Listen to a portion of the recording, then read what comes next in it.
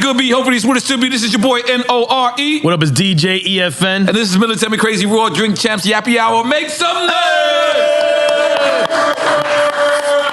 Now, when I tell you this man here is proving your point, the independent route, the IPO route. From what I understand, he wrote, produced, directed, along with the homie. We're gonna bring him in a little later. They took that route. They wrote it in 2008. And it's 2024. Hip hop is just one day older than him. So the man is out here, monkey foot in the game at 50 years old, doing what he got to do. All his comedy specials he owned, from what I understand. He pays for it himself, marketed and paid for the movie himself. Is one of the illest sketch writers in the game. And I can keep going on and on. But in case you don't know, who the fuck we talking about? We talking about Affion Crockett! Now, it's two things I bet. Nah, fuck that. Before we go, say my name. I know. How do you say my name, nigga? Good all day. He's been drinking too much Affion. He's been drinking Affion. And you know what's crazy? Usually black people get your name right. It's like white people who fuck your name up, right? That's what's making me fucked up. I've been watching you for a whole week, and I've been seeing that. Say my fucking name. I'm dyslexic though. I'm like real dyslexic. But can I put water in the shot glass? Yeah, you can. We don't drink champs. Fuck that. So listen, there's two things I bet on. One, that you would be on time. So there's no way he's not gonna.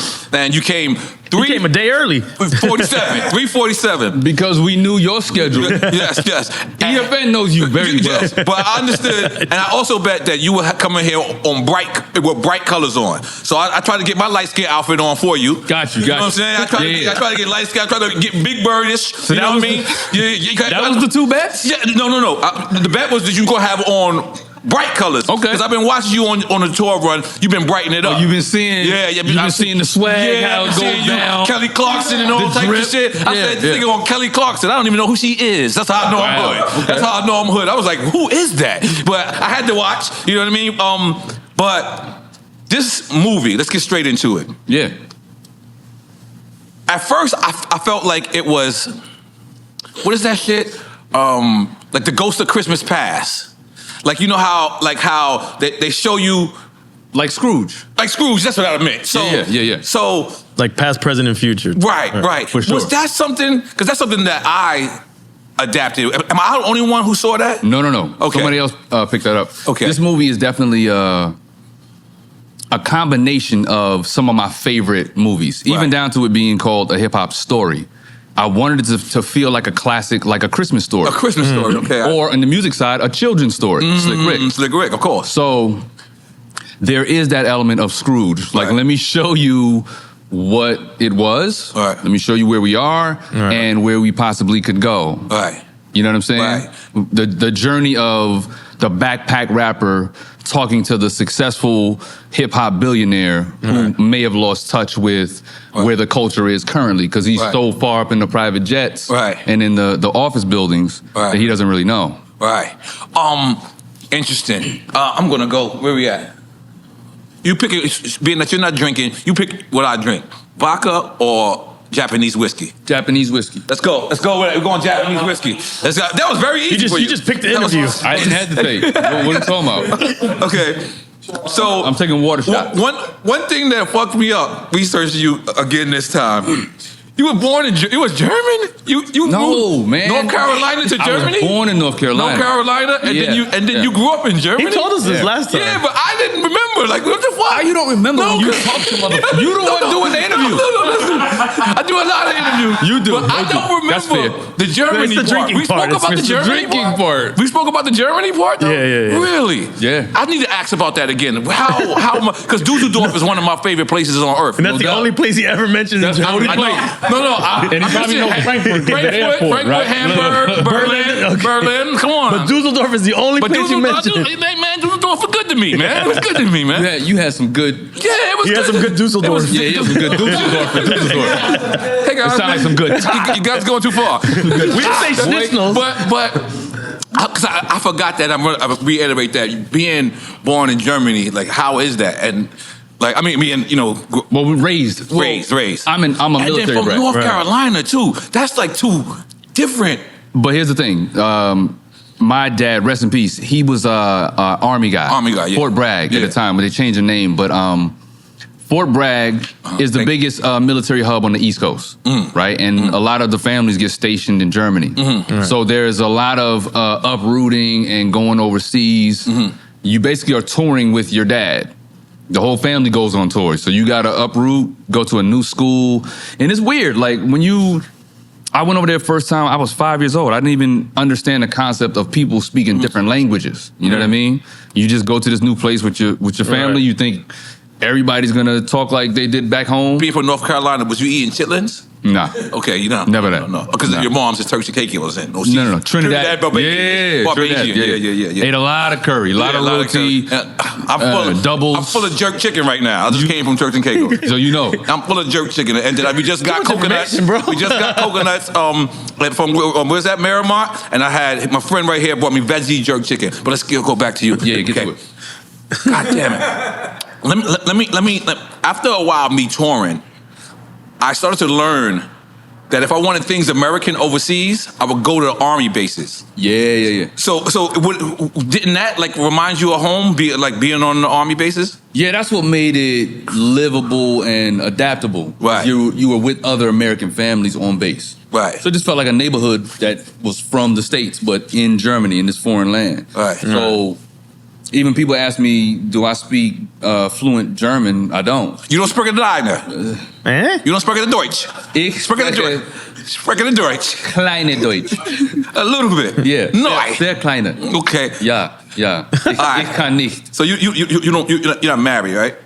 We don't talk about personal shit. Okay, cool. But I'm saying it's not personal. But if you was to talk to somebody and you think you could hold a full conversation in German, like no. All right. One time. That's what I was saying when I said I'm not fluent. Right. Okay. But fluent means I could hold. Damn. Fluent means I could hold a full conversation. Okay. Yeah. But one time I'm with. This is my brother right here. Listen, look, we have conversations randomly. Yes. This nigga will call me at 4 in the morning. Like, yo. But is he fluent? Yes. I'm fluent. He is not. But one time, let me tell you something. He's full of fluid, though. One time, I'm working with Rockefeller Records. I see my man there. We're going to bring him. I'm working with Rockefeller Records. Rockefeller Records, I didn't know. So they asked me to go to a fight. I didn't know the fight that they were in was what was it? What was his name? Makoto Mayorga. He had just signed to Rockefeller, and he was against Tito Trinidad. And they sat me next to Tito Trinidad's mother, his brother, and his whole family. And at that moment, I knew that Rockefeller was trying to set me up. I refused to go out. I said, I can't go against my Puerto Rican people. But what I had to say to myself, though, was, do I know enough Spanish to get the fuck out of here if it gets crazy? If you put in a situation like that, do you know enough that you can get to the door? I know enough to get to the door. Because I just want to see a black man speak German. Yeah, I know. I just want to see that shit. You gotta call Boris Kojo. He's fluent. He's actually German. Wow. Yeah. Boris Kojo. Oh yeah. Yeah, he's German. He got mad at me one day. I told him to relax. He was like, I don't like that. I swear to God. I was about to say where at. Okay, moving on. Yeah, I don't know about that. Moving on. Okay, I got mad notes. Okay. To Kanye. Was that something that you had to go back in? Because I'm saying you wrote it in 2008. Yeah. So because I wrote it in 2008, the history doesn't change. And it's because I made it about hip-hop history, it doesn't change. So there were some references that I had to update, implement, all that kind of stuff. So yeah, the face mask Kanye, right? Definitely. My pen game was like, nah, let's get in this computer. It was at one point. Add that. It was at one point I didn't know if it was him or not. Cause the voice was on point. He was yelling at the voice was on point. That's my man Savvy the Amusing. He does all the Kanye voiceovers online on IG. Right. So that's my man. I was like, yo, you gotta put the mask on and come do this role. Because you did you impersonated Kanye before with the red on your show. Yeah. So that's the thing. Like I can do the Kanye voice and I've done the Kanye impression, but I'm already playing 12 to 14 characters in this. Yeah. I still haven't counted it yet. That's why I keep saying 12 to 14. The credits are crazy. It's your name. Ridiculous, right? But yeah, why not spread the love to people that I know are like technicians? Even my man Dylan from that plays Eminem or Slim and them in the movie. Oh, okay. He does the Eminem joints on IG. Yeah, that was the same Eminem, the one with the white shirt, and then at the end, same guy. Same guy. But I've done an Eminem. I kept looking to see if it was you. I was like, everybody thinks that, but I was like, is that racist? I have done. No, I've put on the white face before. Yeah, I've done the Eminem impression before. And you've done the blackface too with Chris Rock. Well, there's no such thing as blackface if I'm black. So I just put on darker makeup, nigga. What the fuck is happening? Yeah, man. So yeah, I've done it. But yeah, I like to spread the energy out to people that can get down. Right. And really get down. Now, what is the significance of changing these character names that are based on real characters? It's kind of like my bizarro world of hip hop, right? To be able to tell the story, we know exactly who they are. But I just knew that the audience would be tickled by, and it proved to be correct when I watched the movie with a few different crowds. They love the name changes because it's just like kind of poking fun. Like we know who it is, but it's a creative take on the name, you know. And it also helps me to avoid anything legal. Yeah, by saying this is actually 50 Cent. Right. This is actually Jay-Z. You know what I mean? That scene with 50. Oh yeah. And Okra Whitney. Oh yeah. On the Okra Whitney show. Yeah. I feel like Okra is like Oprah in real life. You think so? Yeah, I think. I think Oprah behind the scene be telling niggas shut the fuck up. But that's what we wanted. Yeah, we wanted to tap into what we thought people really are like, and you know what I'm saying. When they get to they breaking point. Just think about it. We most likely don't book guests, and guests come to us. And we've been only doing this for 8 years. Oprah been doing this for 28, 30 years. She'd probably be like, fuck you, nigga. Like on the behind the scenes. You never did Oprah? I'm sure she's got a couple fuck you niggas in there. Yeah, I respect in her that. DNA. In her DNA. Yeah, you don't get to that powerful position without having to tell a few people to kiss your motherfucking ass. Goddamn, let's make some noise for Oprah telling niggas to kiss that, man. Now, I'm gonna bounce around the place like a little bit, right? I know who you are. So, he said that like I wasn't supposed to know. Bounce around. Would you ever go? I don't want to start with Tubi, but like a Tubi type like place. Yes. To take your sketches. Yes. Yeah. Yeah, 100%. Tubi is business. Yeah. You know what I mean? And it's also fucked up shit too going on. No. Over there. It's the people that they've opened their platform for entrepreneurs and for people who want to independently produce. It's not Tubi's fault that the people's production value isn't as high as we're used to. You know what I mean? Right. So no, I would definitely do Tubi. Yeah, it's just a distribution outlet because they take it actually gets it to places. Of course, they take your movie if you film it on your iPhone. Yeah, like we could shoot a movie right now. Yeah, we're shooting a movie right now today. Yeah, on our phone. Yeah, right now. Yeah, right now. We put it on Tubi, and we can put it on Tubi. Yeah. So why AMC? It's theater. It's theater, and we had a relationship with somebody at AMC, and so the opportunity came. First of all, we don't have any studio behind us, right? It's just me and Domain. We financed it, and so it's like we're slinging the movie out the trunk type of deal. And you told me that early on when you was hitting us up to be a part of it. Right. Yeah, y'all was supposed to be in the movie. Yeah. I'm pissed that we missed out. Was it? I was busy. Now that you've seen it. Now that you've seen it. No, even with just seeing the trailers and the commercials. Even before that, I hit y'all last year. No, I know, but I'm saying afterwards when I saw, I was like, oh, this is the opportunity. What part was you supposed to play? Funk Flex or the Joe Budden part? No, so we were gonna blend it, right? Oh, okay. So my portrayal as Joe Budden and the Funk Flex scene, we have my man Skeet playing funk, but those scenes and just the whole portrayal of everybody feels so real. Right. To add in some real faces, like you have it just grounds it like Razkaz and Fredro, right? So we wanted to have y'all actually there instead of doing an impression of y'all. Right. To have Roscoe come sit down with y'all and y'all do that would have been dope. Do an interview. I thought when I watched the movie, I didn't think it was Roscoe that was supposed to sit down. I thought it was the artist that Flex was playing. It was. It's supposed to be Googie and Roscoe. Okay. And then Roscoe. We didn't have Googie here? Yeah, Googie was supposed to come. Yeah. It was in the script. It was in the script. Yeah. But it didn't happen. But I'm here now. Right. But let me ask you. No. It's because of N.O.R.E that it didn't happen. Oh my God. EFN was very communicative. This nigga I was running all over. Was all over the world. Yeah, I was. I'm sorry. But we're here now. Let's not make right. Let's bygones. Stop bringing up old shit. Eh? No. But because for people who who like people they only see the end of the marathon. Like they don't get My fault. I forgot to tell you the other reason why theaters. Okay. Right? Theaters, okay. This is a live concert type of a movie. Watching it on your phone or your laptop doesn't do it justice. Damn. We watched it in the theater at least 7 times. Right. When we had a big premiere in LA in the theater. Right. The music in this movie Right. is real shit. Like I have real producers. All original, yeah, all original. All original, but some sound alikes. Right. Yeah. But we got real Easy Mo B, real producers, Yeah, Dem yeah. Joints, Yeah, the Focus, critics have Ron watched that, Browse, yeah. my boy Ron Devin Browse. O'Bannon. We got a lot like real shit. Me and Domain producing beats.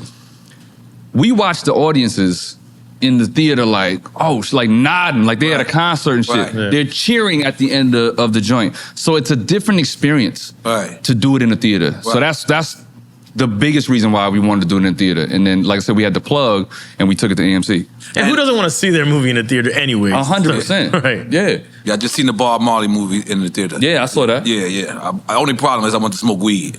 Yeah. Yeah, It's- yeah. It inspires that. For Yes. you. Yes. Yeah. So we go to New York. I can tell that Kool Herc scene was in LA. You couldn't fake that New York to me. Right. I was looking like that ain't the Bronx nowhere. Right. Well, what is the purpose of that?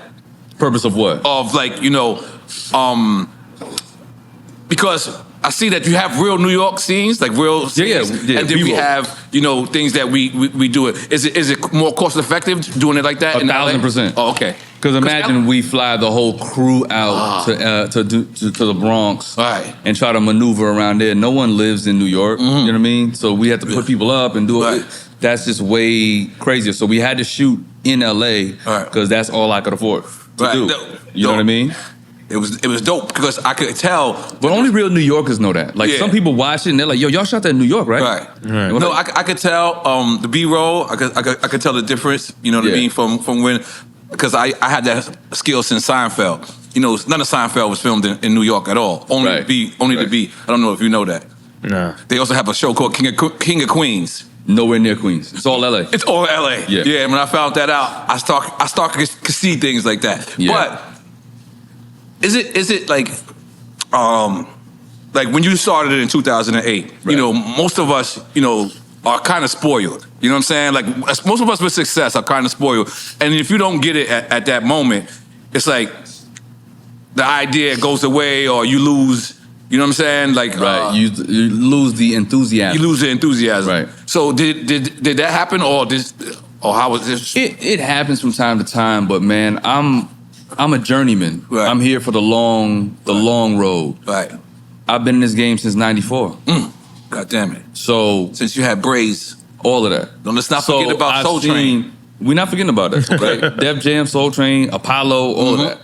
But All there's of my been notes. guys and women that I've seen along the journey that aren't here anymore. You know what I mean? And that's not to knock them or whatever, but I've just always been locked into there's always tomorrow. Okay. There's always tomorrow. We're gonna get it tomorrow. We're gonna get it. And just work your ass off until you get to it. That's right. Let's make some noise for that, bro. You know what I mean? How did you go about picking who you wanted to be featured in terms of the artists in the film?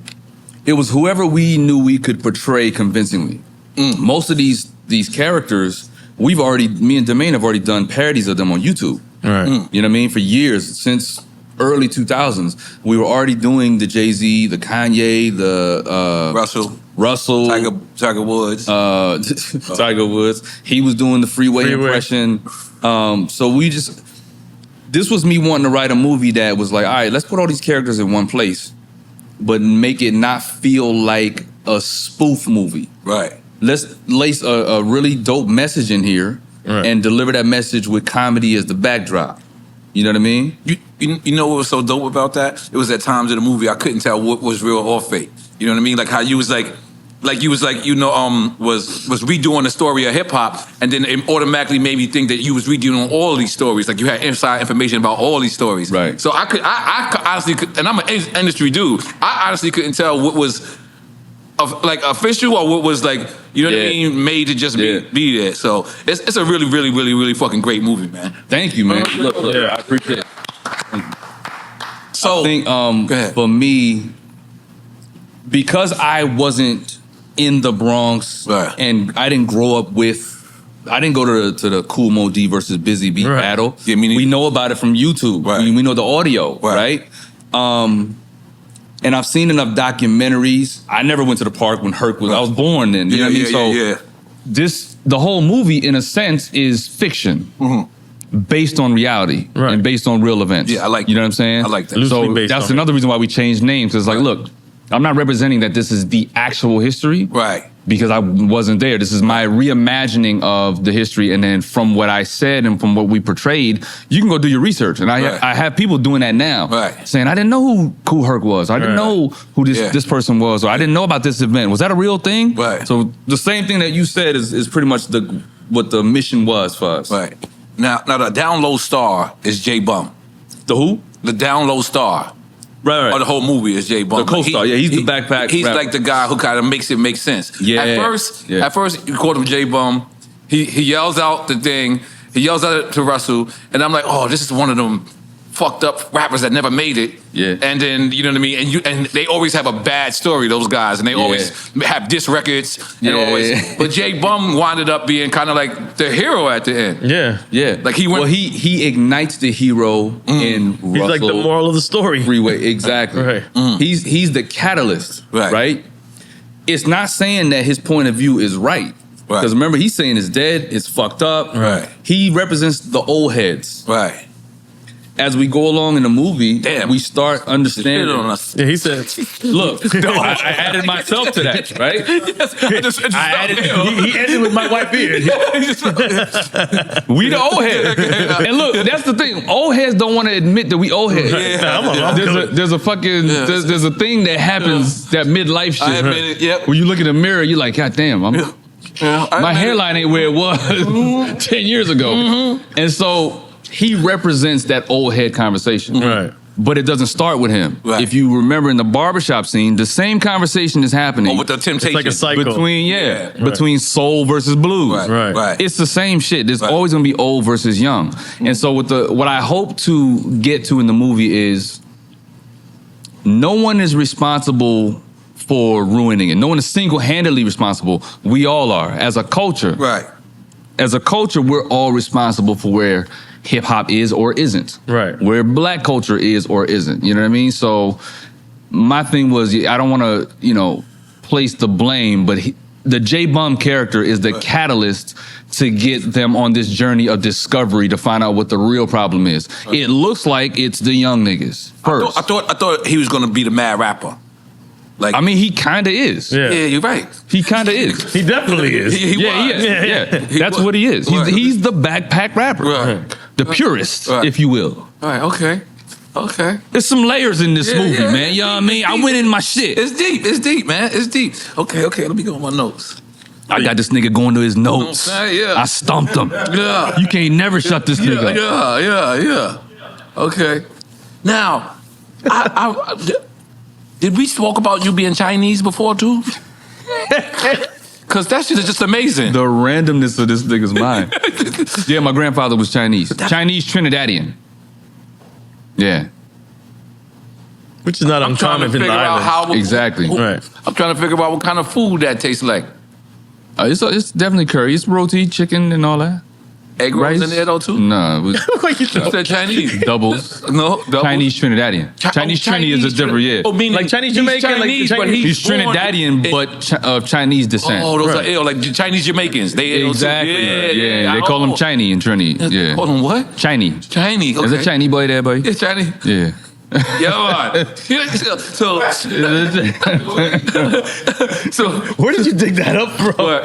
The Chinese part. No, I knew because I was bugging. I revisited the Germany thing. We visited the China thing. Like he's German and Chinese? What was your mother again? Trinidadian. Trinidadian. Like that shit is just an ill. I thought I was exotic. Black. And We both Puerto Rican. exotic, man. Yeah, Talk your black, shit. I'm black and Puerto Rican. I was like, he kind of Talk took your me exotic out. Like, shit. He kind of took me out. He's Chinese, Trinidadian, German, North Carolinian. This nigga's all type of shit. All of it. Word up. So what do you like more? Stand up? Because I know you took a break for 15 years. You said you wasn't doing that. But is it sketches or stand up? I like them all. Right. For me, it's just different ways to express. Right. Stand up is how I paid for this movie. So stand-up is a whole business model. Right. And for me, it's like, that's where I learn the timing and the pulse of what the culture is responding to in real time. Right. They're right in front of me. Right. I can't escape that. Right. Like, I be in front of the hoodest crowds that spend their hard-earned money. You better make them laugh. They're like, don't waste my motherfucking money. Right. I don't even had it. I ain't had this money. I had to take my girl out. She was, you know what I mean? So I had to dig in to the piggy bank to get this. So you got to understand the mentality and respect the people that you're in front of. And because I have that every weekend or every other weekend test of what my comedy muscle is, by the time I'm writing something and I don't have the immediate crowd in front of me judging what I'm writing, I know that when I produce the movie or the TV show or the sketch, I know what they're going to respond to. Of it. Right. For sure. A strong sense of what's going to be visceral. And that's what's been happening in these screenings of A Hip Hop Story. The shit that I knew they was going to go crazy over, I see it happen. I know the rhythm. I know the timing. I know the next scene is coming up, and I know they're going to flip out over the Cornel West. I know what they're going to respond to. You know what I mean? Did Cornel West get mad at you? I never met him before. I don't know. I'm talking about. Has anybody responded to you? No. Or did you? For the most part, I mean, I don't know him, but I know everybody else. So you communicated with everybody that. I ain't communicate with them all, but I know them all. You know what I mean? Because you made but for the most part, put his legs in the air. It was very uncomfortable. But we just spoke to Russell last night. You know what I mean? But yeah, that's no. You talking about Cornel West? Yeah, I remember. Cornel West. Yeah, Cornel West. I was like, damn, don't do the Black Professor like that. I look at it like the dude like that. That was the only part. I was like, wait a minute. Look, I say this. Out of all the people in the movie that I portrayed, I'll take my chances in a fight with Cornel. You know what I'm saying? I'll take my chances. But, you know, respect to the OG. But I think I might be a little faster than him, so I'll run away. Now, in some of these cases, wouldn't it make sense for, like, Joe Buttons to play Joe Buttons, or nigga, that's what I was trying to do with you. Okay, yes, man, it would have made sense. It would have made total fucking sense. It's funnier if I portrayed Joe Budden though, right, and then you play yourself, and then you know you bounce off the fake Roscoe. Right. You know what I mean? Was that Beijing that you had on? Oh yeah. It's all the Beijing, the beard, makeup. Because I had no facial hair the whole movie because I had to play the Roscoe bald head, all that. So that my makeup artists, Quelly Calderon and Karen Rhodes, they did hair and makeup like nobody's business. Wow. It was crazy. Wow. So hold on, I'm curious. What did you like about it? What did you seemed really excited when I sat down because you had just watched it. So what resonated with you? It got deep for like I thought the moral of the story and kind of like what you were trying to get across. It got a little deep, and it towards this half I'm in it. I'm kind of serious now because it's deep. But then I started having these laugh out loud moments like the Cornel West was ill, the 50 Cent, Joe Budden, and it kind of like. It brought something that was getting deep and serious to a humorous place. So I think it married those two things together really well. So it blended. Yeah, especially for like a hip hop purist or for someone that cares, you know, like for sure. You're like, we need this, but we need to laugh at this as well. For sure. Yeah. I call it the spoonful of sugar method. Like we can theorize and do all kind of debating and all that, but at the end of the day, what always brings us together is a good laugh. And good music. Right. So this movie has all of it. You know what I'm saying? Now, have you ever thought that comedians be out here acting like rappers? In some cases, worse than rappers. You know what's funny? It's not new to me and anyone who's a comedian. It's the first time we seeing it. This is the first time the public is seeing it. That's the first time None of this is new. Right. We all know who don't like each other. We all have heard the stories. We've all seen fights at the comedy club. I didn't know. I'm just getting on. I'm just getting on. But that's the problem. I've said this before. It's like, you know, it's the NBA. When NBA players fight on the court, they, at the press conference afterwards, or the post conference, they ask them about the fight. Do you really have a beef with LeBron? Do you really? And they always say the same shit. No, it's just trash talk. Yeah. It's part of the game. I respect his game. He's very competitive. That's just what it is. Right. You know what I mean? Right. The minute they start spilling out into the public with it, that's why the whole, what's my man name? Him and LeBron was going into it. He called him old. Dylan Brooks. Yeah. That's why that got blown out of proportion. Right. It's because he perpetuated it in the conference and said some shit. You know what I mean? Like, it got disrespectful. Right. That's what's going on in the comedy world right now. The public is not supposed to have a say-so in comedy beef. It's supposed to stay behind the lines. You saying they've been behind the lines? It's been behind the lines, and it should stay there. Right. But now that everybody's, on the mic talking, bringing shit up, it's like, now the public is weighing in on it and making it way bigger than it's supposed to be. Which is what's been happening in everything else. Yeah. Except now it took a while for it to hit comedy. To hit comedy, yeah. But Cat has always spoke his mind. He's always said these things. When he used to say them, the audience would call him crazy and that he was on drugs. Now the generation has changed a little bit. The audience is a little different. They're here for all the smoke. They want to hear that stuff. Right. So now his message is resonating with them, and now it's getting out a little more. Monique, same thing. Like, at the end of the day, it's not a public conversation. I don't live by that code. I stay silent. If I don't like you, no one in the public will ever know it. Because I remember it was one Sunday, I believe it was during COVID. It was a Mother's Day. And I turned on my Instagram live.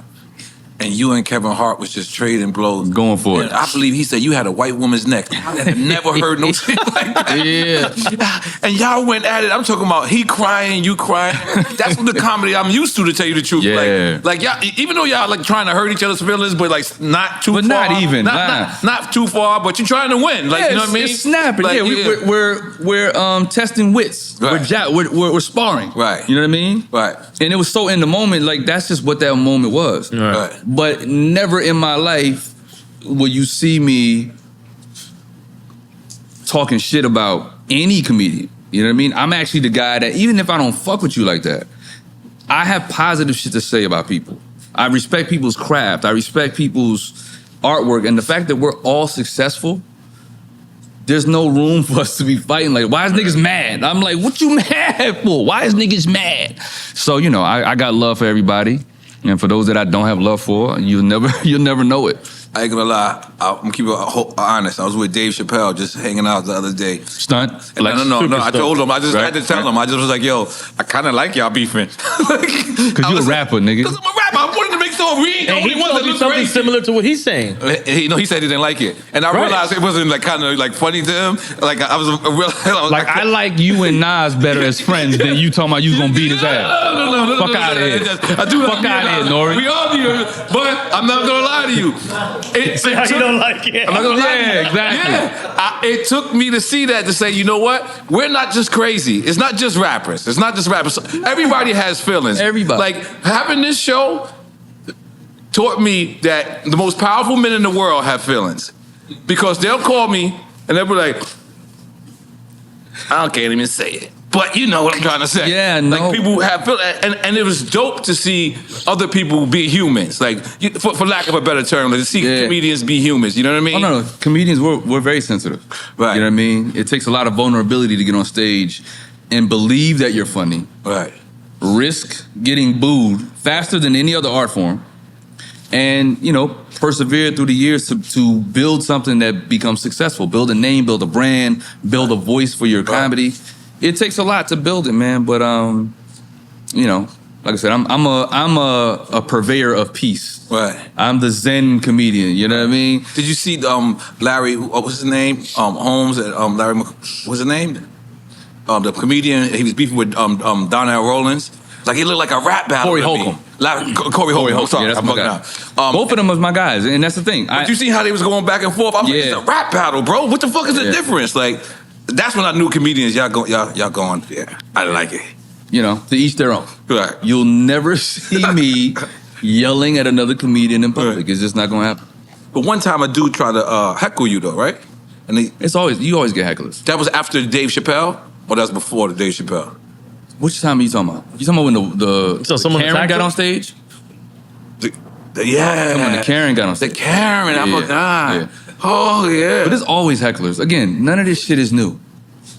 None of this shit is new. When it gets out into the public and it starts to circulate, that's when it starts to get blown out of proportion. But we've been dealing with this shit. So you saying that's been happening? Karen's been coming on your stage for years? No, I'm just saying heckling, shit getting a little edgy at shows. Right. That is not new. Wow. You know what I mean? As a rapper, back in the day, there was some cities you went to where niggas was throwing beer cans or bottles. Like it was, shit just happens in the art of performing. Right. Depending on where you go. Right. So it ain't nothing that I fear or shy away from. I remember that happening to me, and I remember me particularly just saying, I'm only going to markets that I'm welcome at. Yeah, I learned like the first year we had the N.O.R.E report, and the N.O.R.E report was music that was straight for the streets. Yeah, we could not go to certain places, so I remember immediately saying, "Yo, take this off of the market. This is off of the itinerary. This off of the schedule." Is that something you ever had to do? Yeah, I'll do it for if I don't trust a club manager or if I feel like they was disrespecting me and my team, I just won't fuck with them. I won't go back to that city. I won't go back to, not the city. I won't go back to the venue. Okay. The people in the city, you know, if they are fans and they rock with me, I'll figure out another venue. Yeah, because there's limited comedy venues in cities. City. To a degree, yeah. Right? If I didn't make it, you take it out on the whole city? I take it out on the whole city. Yeah. Now you going back. Fuck them. You blame the whole city. Everybody guilty. I don't care. Nah, I love my fans. Especially when I had the #1 records, because it's like, when you have the #1 record, it feels like I'm the #1 dude. You know what I mean? Like, you supposed to. And you get saucy when you get the #1 shit. No, but it's the truth. And then you go some places, and then people are looking at you because, you know, I'm realizing this record is just getting there. It's a regional record. It's just getting there. Right. But I'm thinking I'm already there. Man, I'm #1. Motherfucker, what the fuck? Right. These motherfuckers are sitting there looking at me. I'm like, I never take this off. Take this off of this shit. We're never coming back. Yeah. I take the promoter out. I take it out on the club. The bartenders. Maybe not the bartenders. They always been cool with me. Sometimes it's how the show was set up, though. Yeah. Sometimes it's who you're with. They might just be really big fans of that person, and then they don't give a fuck about who's coming on the stage before them. Yeah, I only do that on certain things. But we got a game that we play here. It's called Quick Time with Slime. But before we do that, we want to give you your flowers. So I get more flowers? Yeah, guess Hey. about giving people flowers. They spelled my name right the first time. So just so y'all know, I got 2 of these at the crib. That's right. One of them is spelled wrong. My last name is spelled wrong. But they were gracious enough to send me a corrected version. Yeah. And I can tell that's Mr. Lee's doing. You think I speak fucked up. You hear this nigga? He said, Affion Crockett? Yeah, so we're going to play Quick Time with Slime. You guys sent that? Oh, not yet. What do you mean, not yet? Oh, yeah. All right, cool. I got a couple. Yeah, let's go. I'll put this right here. The movie's out. It's already out, right? So the movie's already out. We did a soft launch, only 159 AMC screens. So let me educate people on the business of it. Most people think that when you see a movie, and especially with what we put into the production value, they just think, oh, this shit is gonna come to the theater right by my crib. Right. It's gonna be on streaming next week. Right. Oh man, this shit is lit. It's up. Right. That's not how it works, right? Again, there's no studio. It's just me and him. Most studios have a budget for marketing and placement and all that kind of stuff. You have to pay per screen to house your film there. Damn, I didn't know that. Right? So again, all of this is out of my pocket. It ain't, you know what I mean? I ain't sitting on no motherfucking leprechaun pot of gold type of shit. It's just me investing in the business. So I spent the money on as many as I could. Right. And I said, all right, that's enough for where we are. Right. And then we're gonna have meetings with other companies to widen the net, and of course do figure out the streaming deal as well. But it's not as easy as people think it is. You know what I'm saying? And the theaters have to approve your movie. Right. If it was coming from a bigger company, a big name, of course they'd be like, yeah, by all means. And that company has the budget to just put the movie in whatever theater they want. Right. But because it's us, it's a little more scrutinized, and they can fine-tooth comb it and say, we don't want that movie here. Right.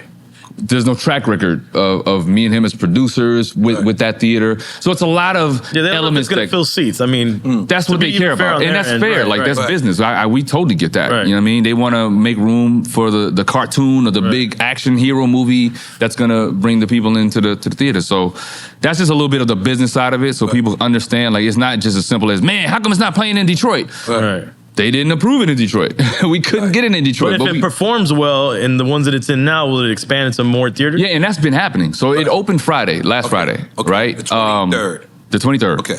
And yes, a lot of the screens, especially in the bigger cities, New York, LA, we've been adding shows. So it's been a really decent few days in the movie. But the biggest part about it was us watching the audience's reaction to it. Like, they already gave us 90% on Rotten Tomatoes, which is a hard ranking that's system. dope. You know what I mean? So the reaction has been consistent, damn near 100%. Everyone is saying it's a brilliant movie. It's hilarious with a message. They love the characters and how many scenes it was, and how many journey, like the journey of it all. And they love the music. And the cinematography, it's well made. Yeah. Like, the color correction looks ill for like the time period you're trying to display. Like, it's dope. Yeah. It's very well made. So people watching this, go and watch it if it's near you in the theater. Yeah, if it's still in the theaters. If not, yeah. like I said, we're going to restructure the deal, and we're going to shop it around now. Now that we have a litmus test and a focus group, we have some evidence of what this movie can do. Right. Again, it's just me and him doing it. So what's what is the end result of this? Is it to re-up it in the movie theater, or for? I would love to do that. Yeah, I would love to do like a wide distribution deal, worldwide. Right. I would love for this movie to be $100 million. Right. You know what I'm saying? Right. It's worthy of that. Right. You know what I mean? Compared to Bob Marley. Bob Marley's about an icon that we all know. Right? Hip hop is iconic. It's a culture full of, the movie has icons in it. Right. So it's like we have the same appeal as that. Not to say that, no disrespect to Marley at all. And I know those producers as well, and I love the success that they're having. Right. But we would love to be able to have our film in that same type of conversation, or that same type of success rate. You know what I mean? Right. Is there a business model where a big studio comes in and says, you guys are performing well independently, we're going to come in and partner up with you? No, absolutely. Yeah? Yeah. Yep. But again, we proved ourselves every step of the way with an independent movie. You prove yourself. Right. And it's a different model. Not everyone is doing it this way. Right. Most people take it directly to a studio when it's still on the script, when it's still on the page. And you may give up a ton of ownership. Most of the ownership of it. Right. Once you take money. Yeah, exactly. Yeah. So he and I own the whole thing. People have notes and they want to tell you, let's do this and let's do that. And that's the rewrites. thing. We made the movie we wanted to make. Right.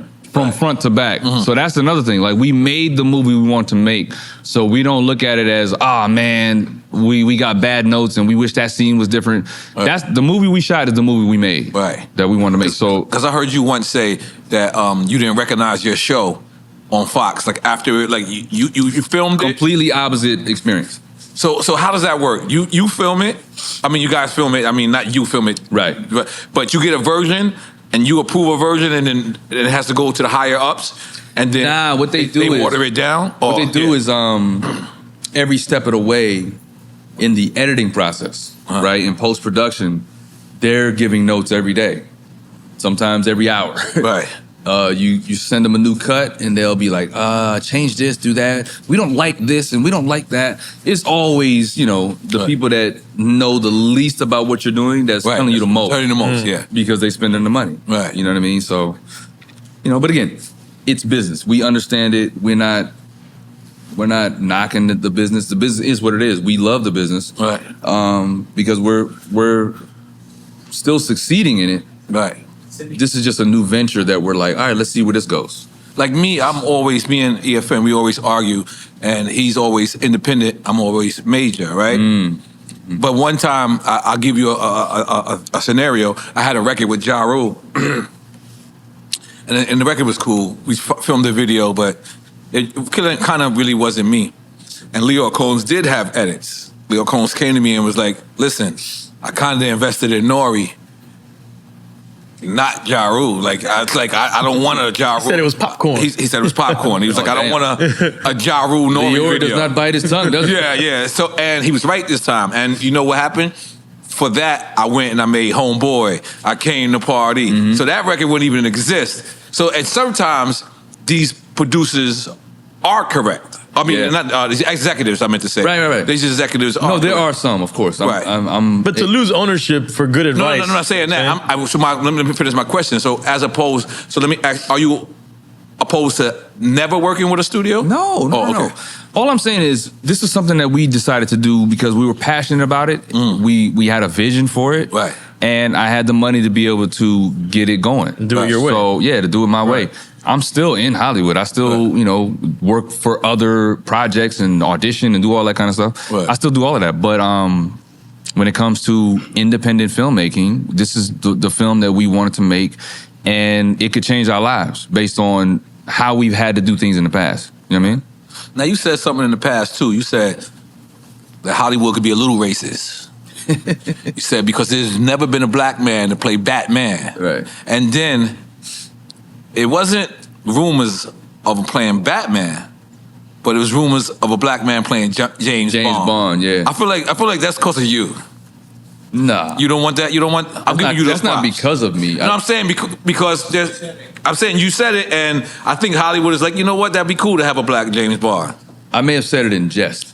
Yeah, but I think it's coming true. Maybe voices like yours, you're a part You of don't want that those voice. props? Yeah. I'm giving you those props. Just take them. Just take them. Just take them.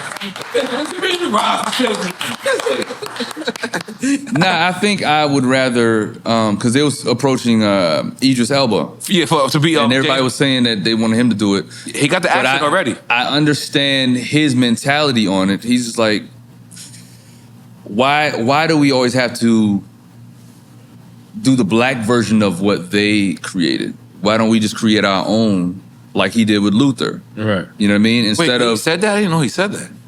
I'm paraphrasing. Okay. Right? But he was like, nah, I would rather focus on Luther. Because he keeps getting asked if he's going to do the James Bond thing. And his answer as of right now that I know of is no. That he doesn't, he's not interested in doing that. You know what I mean? But again, I don't want to speak for him, but that's the understanding of it.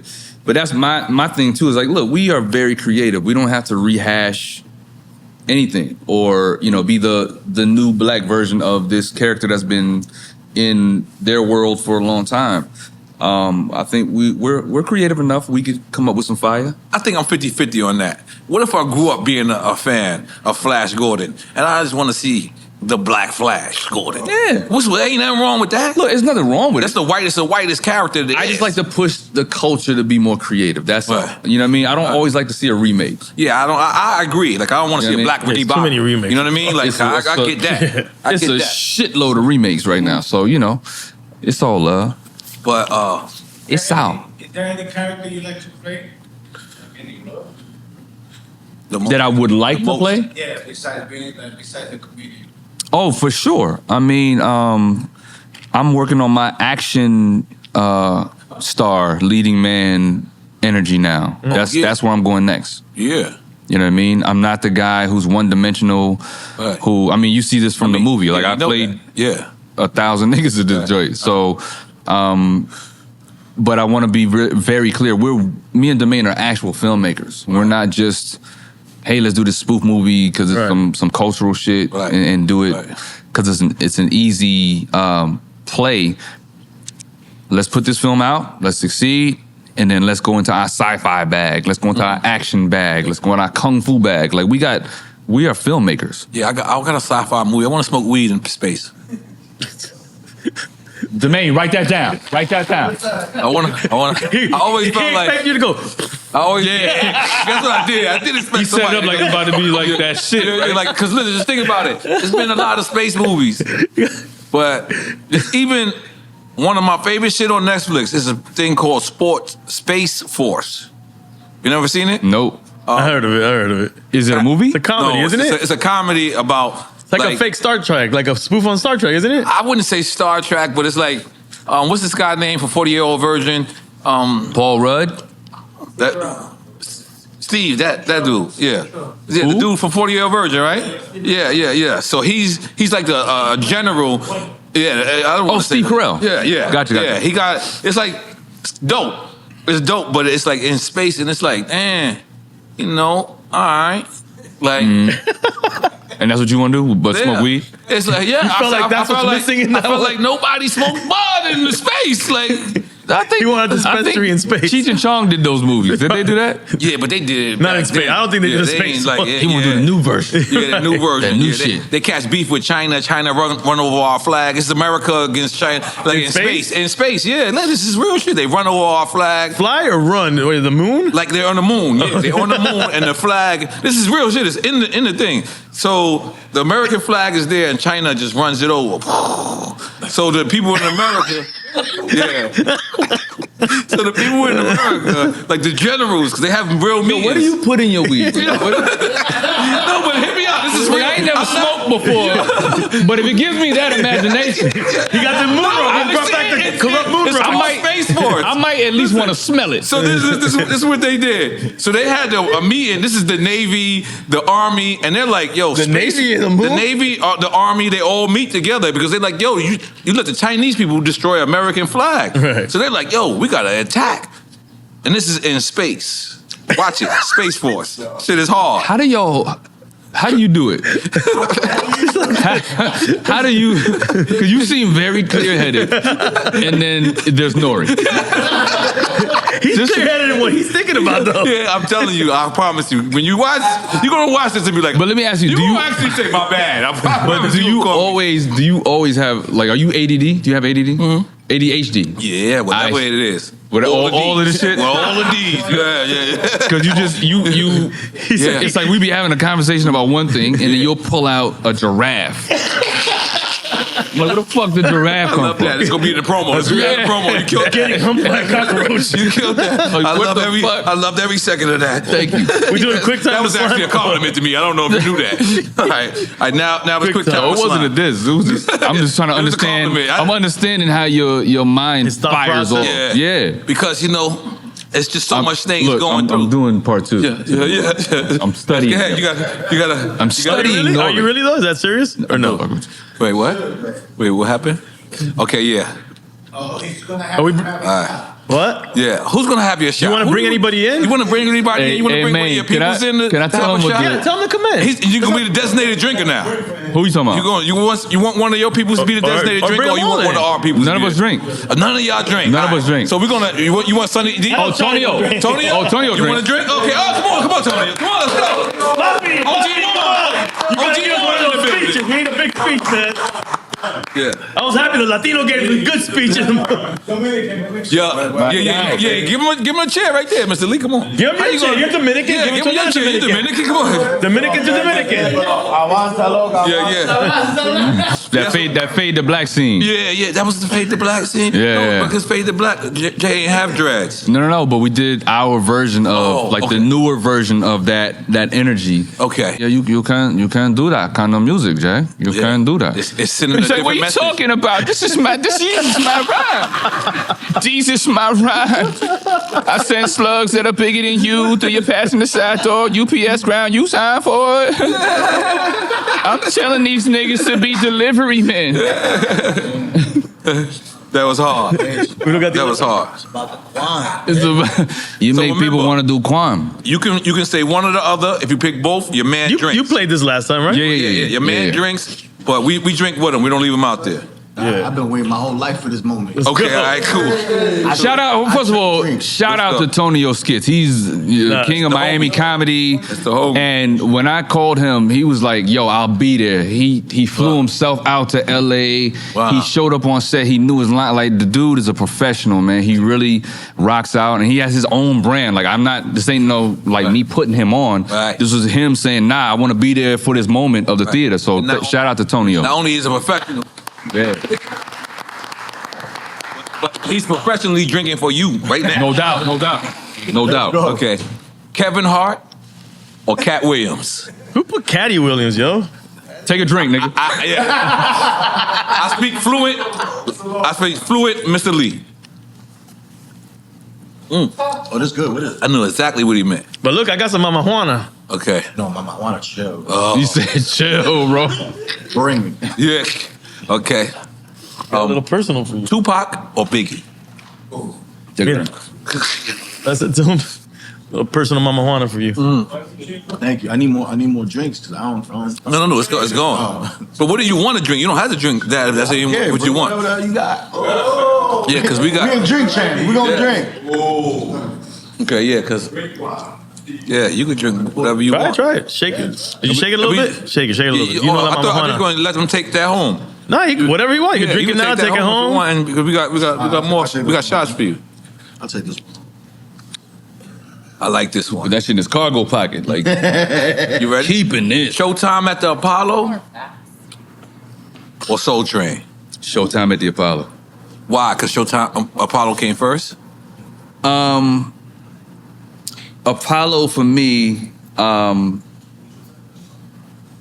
Apollo for me, has it just has a different rawness to it.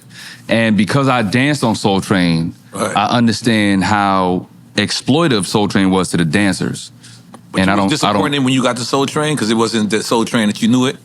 I already knew that it wasn't Okay. that. What I'm saying is, for years, for the whole run, they never paid the dancers. And the dancers are what Man. made Soul Train. You know what I mean?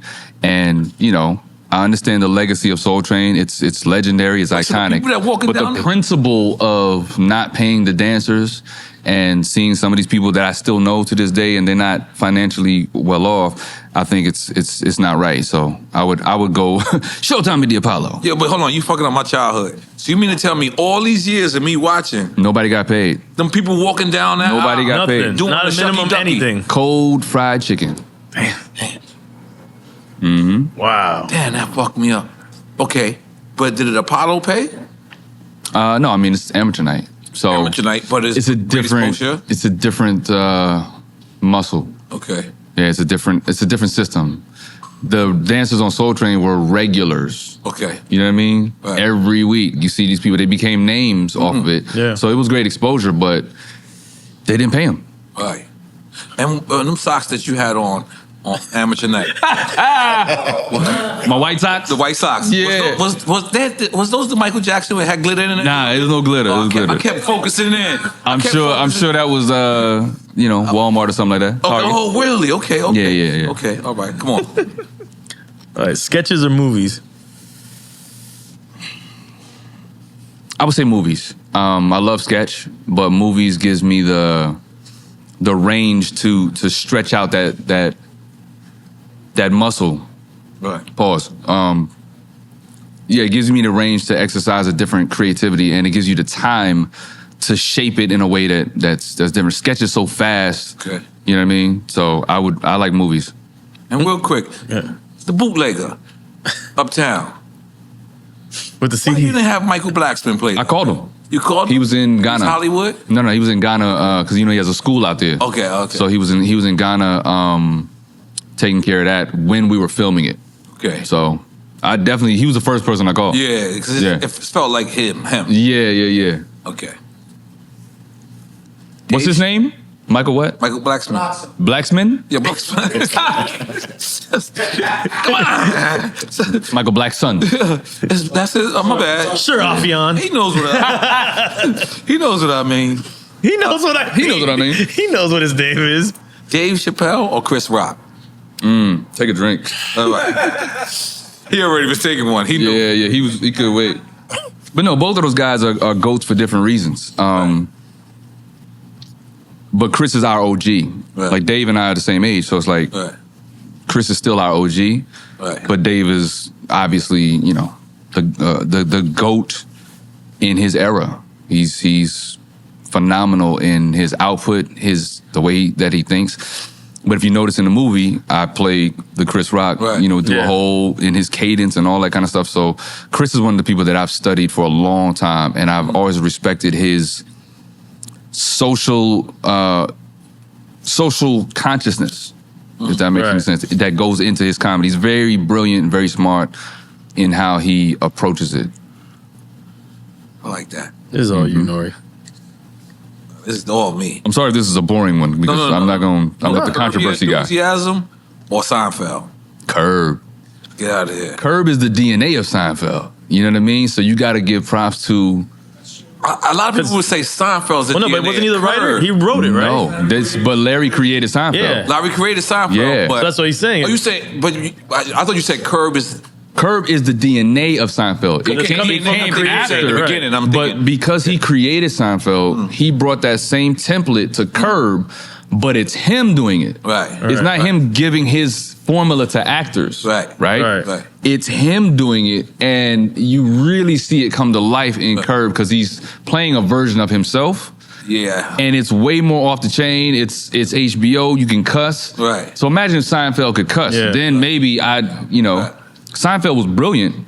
Seinfeld. But when you watch Curb, you got to respect that. Oh, this is the mind that Seinfeld came out of.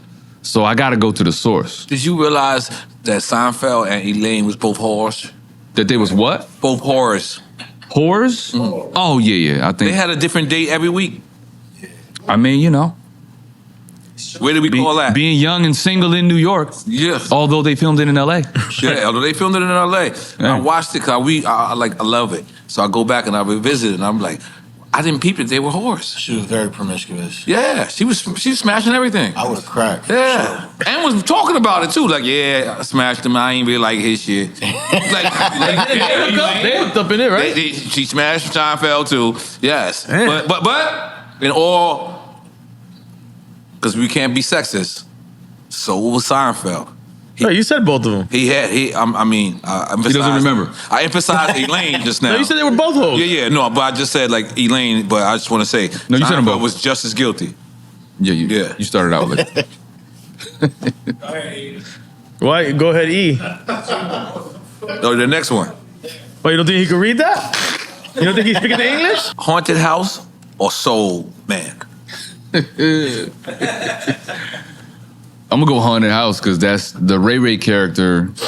Even though people love Lester, Lester, the molester, The court jester. court jester. Oh, other rap niggas unmastered. The master. But yeah, a Haunted House because Ray that I went and shot that scene for like a couple hours. I never knew that thing was gonna live on like it does. Like I'd be having little white kids come up to me like, I don't give a fuck, Keisha. Like,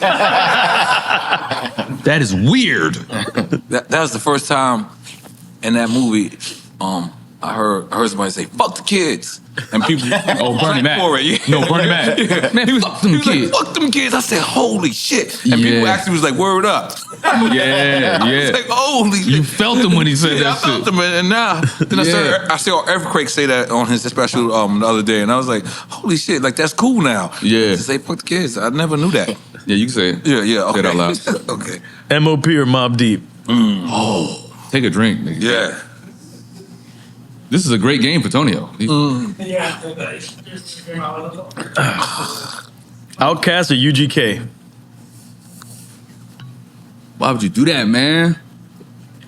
Shout out to my man Bun, Shut up. Real Burgers. But I listened more to Outkast growing up, so I would say Outkast. That's cool. Okay. Got stopped at the mall the other day. Heard a call from the other way that I just came from. So nigga was saying something, talking about, hey, what's up? Remember me from school? Nah, not really, but he kept smiling like a clown, facial expression looking silly. Then he kept asking, what kind of car you drive? I know you paid. I know you got buku billfolds from all them songs that y'all done made. I replied that I done gone through the same thing that he has. True, I got more fans than the average man, but not enough loot to last me to the end of the week. I live by the beat like you live check to check. If you remove your feet, then I don't eat it. We like neck to neck. Yes, we done come a long way like them slim ass cigarettes from Virginia. This ain't gonna stop, so we just gonna continue. Me and you, your mama and your cousin too. Rolling down the cliff on boat. Coming on the damn Cadillac door. Boom, boom. Me and you. Now this one, I'm very curious.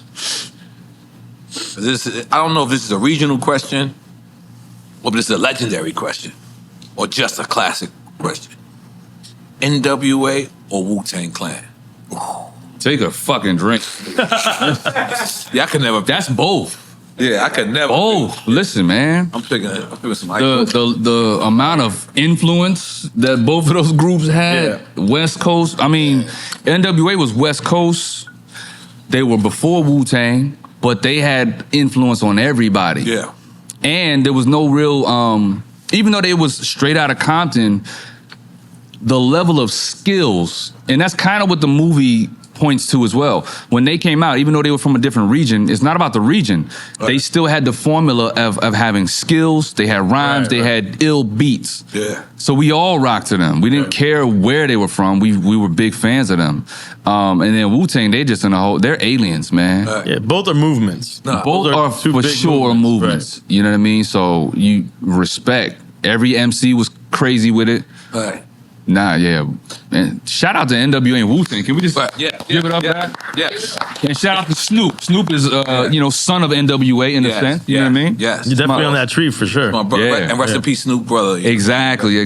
Rest in peace, Bing, man. I told Snoop I was gonna wear the jacket for him, man. So rest in peace. It's crazy because I had text Snoop the other day, and I said positive energy, brother, blessings, and Snoop called me, and like me and him got more of a text relationship, but when he called me, I knew that it was something up, and I was like, he was like, yo, cuz, I can't say what he, but, because I don't know if that was between me and him, but it was just like I texted him at a moment where I think he just found out what happened to his brother. For sure. Rest in peace to Snoop's brother. Yeah, no, he called me around that same time, because when it happened, at the same time he found out about my movie, right? Wow. So he asked me, he's like, man, could I please see a screening of it just before it hit the theaters? Wow. He's like, man, is there any way I could see it? I just need a laugh right now. Wow. And I was like, anything you need. Of course. You know what I'm saying? So he's a big supporter of mine anyway, but in that moment it felt good to be able to have something that could ease some of the pain for him, I mean, that's something that I wish comedians, y'all know that more of is we need y'all to make fun of not that, obviously, but we need to laugh sometimes when you're going through turmoil. Yeah. You need to go look at something. You need to go, you know what I mean, and just laugh. You know what I mean? Like that shit is real. Well, that's one of the biggest compliments I've ever gotten and consistently get. Yeah. Is people saying, man, you helped me through the pandemic. That's what's up. By going on IG Live and acting silly, or your movies, or your wilding out old episodes. So I don't take my purpose in this comedy game lightly. I respect that. Which is another reason why I will never talk bad about any other comedian publicly. All right. I don't care who it is. I actually I got love for Cat. You know what? I haven't told any of these stories, so I'm gonna do it here on Drink Champs. Can I do that? I would love it. Cat Williams. We started out on Wild 'N Out. That's where I met him. I've seen Cat's Hart at work. We was auditioning for the network, right? This is at the end of auditions when everybody's kind of like, they chose all the people that they want as possibles. And they get us all in a chemistry kind of a read. You said network, you talking about MTV. MTV. Okay, continue. So they get us all in a chemistry kind of a read where we're all there. They mix and matching us. Let me see Affion and D-Ray do these jokes. Let me see Affion and Corey Holcomb do these jokes. Let me see how they bounce off of each other. We were there all fucking day, and we couldn't leave because it's an audition. We don't know when they're gonna call us back in, call us whatever.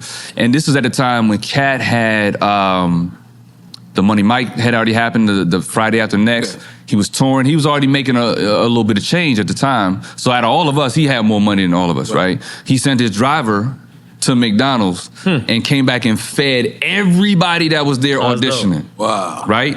He didn't do it for no accolades. He just was like, people was like, thank you, Cat. He was quiet about it. Another time, we did a Wild 'N Out live show in Vegas. This was the first time we did a Wild 'N Out live show. Now they're doing arenas and shit. But we was doing it we did one in Vegas at Caesar's Palace. Cat sees me after the show with some of my homies that live in Vegas. It's like a family setting. It's like 12, 14 people at the table. And he comes up to me. He sees us. He waves. Then he comes up to me about 20 minutes later. He says, yo, Afe, just pay the tip. I was like, what? So he took care of the bill, like on the love. Wow. He didn't owe me nothing. It was just him. So he has this generous side of him that's like... Everyone says that about him. That's dope. And he doesn't want accolades for it. Wow. I've seen him throw cash up in the air on Wild 'N Out, you know what I'm saying? And everybody grabbing for the cash. So he has a very giving heart. Right. Cedric the Entertainer. Obviously, he kills it in this movie. Yeah. Biggie. One of the nicest niggas ever. Right? He's always been gracious with me. Right. When I first moved to LA, he was like, man, take my number down. If you ever need anything, just let me know. Most superstar guys don't do that kind of shit. You know what I'm saying? I know Cat went at Ricky Smiley, but Ricky Smiley is another guy who early in my career gave me a lot of gems. He was already a superstar. I called him up. This was before I moved to LA. I said, man, I'm doing this show at my college. We really need a big comedian to come down. Would you do it? That nigga was like, of course. He showed up immediately. I'm not nobody at the time, and he showed up. So I'm just going down the line of everybody that's involved in these things. Earthquake is the first person to pay me any money in the industry. In Atlanta, when he owned the Uptown. that club? Yeah. The fancy Uptown that was in off Peachtree in Buckhead. Earthquake is the first person to pay me any money. He saw me doing stand-up in Charlotte, North Carolina. He was like, yo, you need to come down to my club. You got the skill set. You talented. I want to bring you down for a weekend, opening for Steve Harvey. You know what I'm saying? Wow. So, again, these are the types of stories that I want to tell, that I want to talk about with these people who are wildly successful. Right. Steve Harvey's another one. When I was opening up for him, I was getting booed because they didn't give a fuck about me. That's why I was telling you earlier, sometimes it matters who you're opening up for. It ain't always the city. Yeah. It's how the show is set up. You're saying you setting up for Steve Harvey. It's Steve's, They here to see Steve it's Harvey. Steve's show. Yeah, okay. I'm nobody at the time. They don't know nothing about me. I'm just a local comedian opening up. And they were just sitting there looking at me like... To the point where if you know anything about a stand-up comedy club, when the headliner leaves the stage after their performance... Everyone else leaves. And they're gone, right? The crowd is still there because they're paying their bills. Right. And I'm up there, they want me to do another 20 minutes after he's off stage. That's wild. I'm up there dying. Right. A slow death. And then I hear from the back of the curtain, hey, Affion, man, go on, sit on down now. Go on, sit on down now. Yeah, they wanted me to come on back out here because they say he up here just talking. And he does another like Q&A with the audience. He stays out there for to give the club time to collect the bills. After that, he had every opportunity to just walk by me, shit on me, or do some whatever. Steve Harvey sits me down for an hour and gives me jewels about how talented he sees that I am. Right. He said, fuck that show. Right. He says, you got all the talent. You got the characters, you can make millions at this. He said, you go to Hollywood, you can make millions at this. He said, don't give up, don't be concerned. He convinced you to move to Hollywood? He's one of the few that saw the magic in what I was doing. But he spoke to me for an hour after he just headlined 2 shows. You know what I mean? Right. And he didn't have to do that. He didn't know me from Adam. Right. So these are the stories that I like to tell about people, man, because it's just what's going on right now with the public comedy beef. It's too divisive, and it causes the audience to have to pick a side. And it's enough room for all of us to be out here and spread the love, spread the joy, spread the laughs, and we're all making money. Right. Everything Steve Harvey said to me that night became true. Right. So why would I ever, sideswipe his name in any kind of way? So you said like almost every comedian, but I think you forgot Kevin Hart. No, Kev is my guy. Yeah, I mean like Yeah. Your history.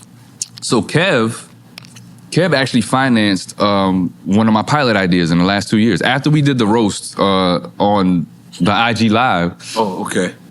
That's when I went to him with my first stand-up special and was like, yo, let's do some business together. And my stand-up special was the first special that he licensed on LOL. Oh, wow. On the network. Wow. Which LOL, they're on Peacock, NBC Right. Peacock, and there's a couple, Xfinity and Sumo and all these other platforms. So partnering up with him had my stand-up special out to a lot of way bigger audience than if I would have self-distributed it. After that, I went to him with a pilot idea for a sketch show. And he heard me talking about it. And for a minute, he was giving me his executive Kevin Hart brain. And he was telling me why it probably wouldn't work. And I just convinced him. I said, listen, man, I think the wrong people are doing sketch. That's why you're hesitant. That's why the networks are hesitant. I said, and I just gave him a couple reasons that was like you couldn't argue them. And he looked at me, he said, Afe, I think you know exactly what the fuck you're doing. He said, I'm gonna write the check. He said, you go shoot whatever you want and bring it back to me. And he said, just go shoot like 2 or 3 videos, but shoot whatever you want. Wow. I went and shot a whole pilot with the money he gave. So I flipped that bird. Wow. I chopped it up. Yeah. You know what I mean? Yeah. Boy, got busy. God damn it. God damn it. God damn it. But no, he's a true friend. He's a true professional. He's a great guy. All these comedians are great, man. Fuck out of here. All this beef. Stop the bullshit. Yeah. All right, quick time. Go ahead. Keep going. No, you go. No. What's the... Oh, This shit. guy wanna. How you going? Okay, where we at? After NWA. Oh, we still playing the game. My fault. Yeah. No. I went on Any a stories that tangent. come up from this, please. No. Where's NWA? No. Okay, yeah, okay. Shout out to Charlie Mack in the building. Charlie Mack. Charlie Mack, Shout out to legend. Limo. Eminem or Benzino?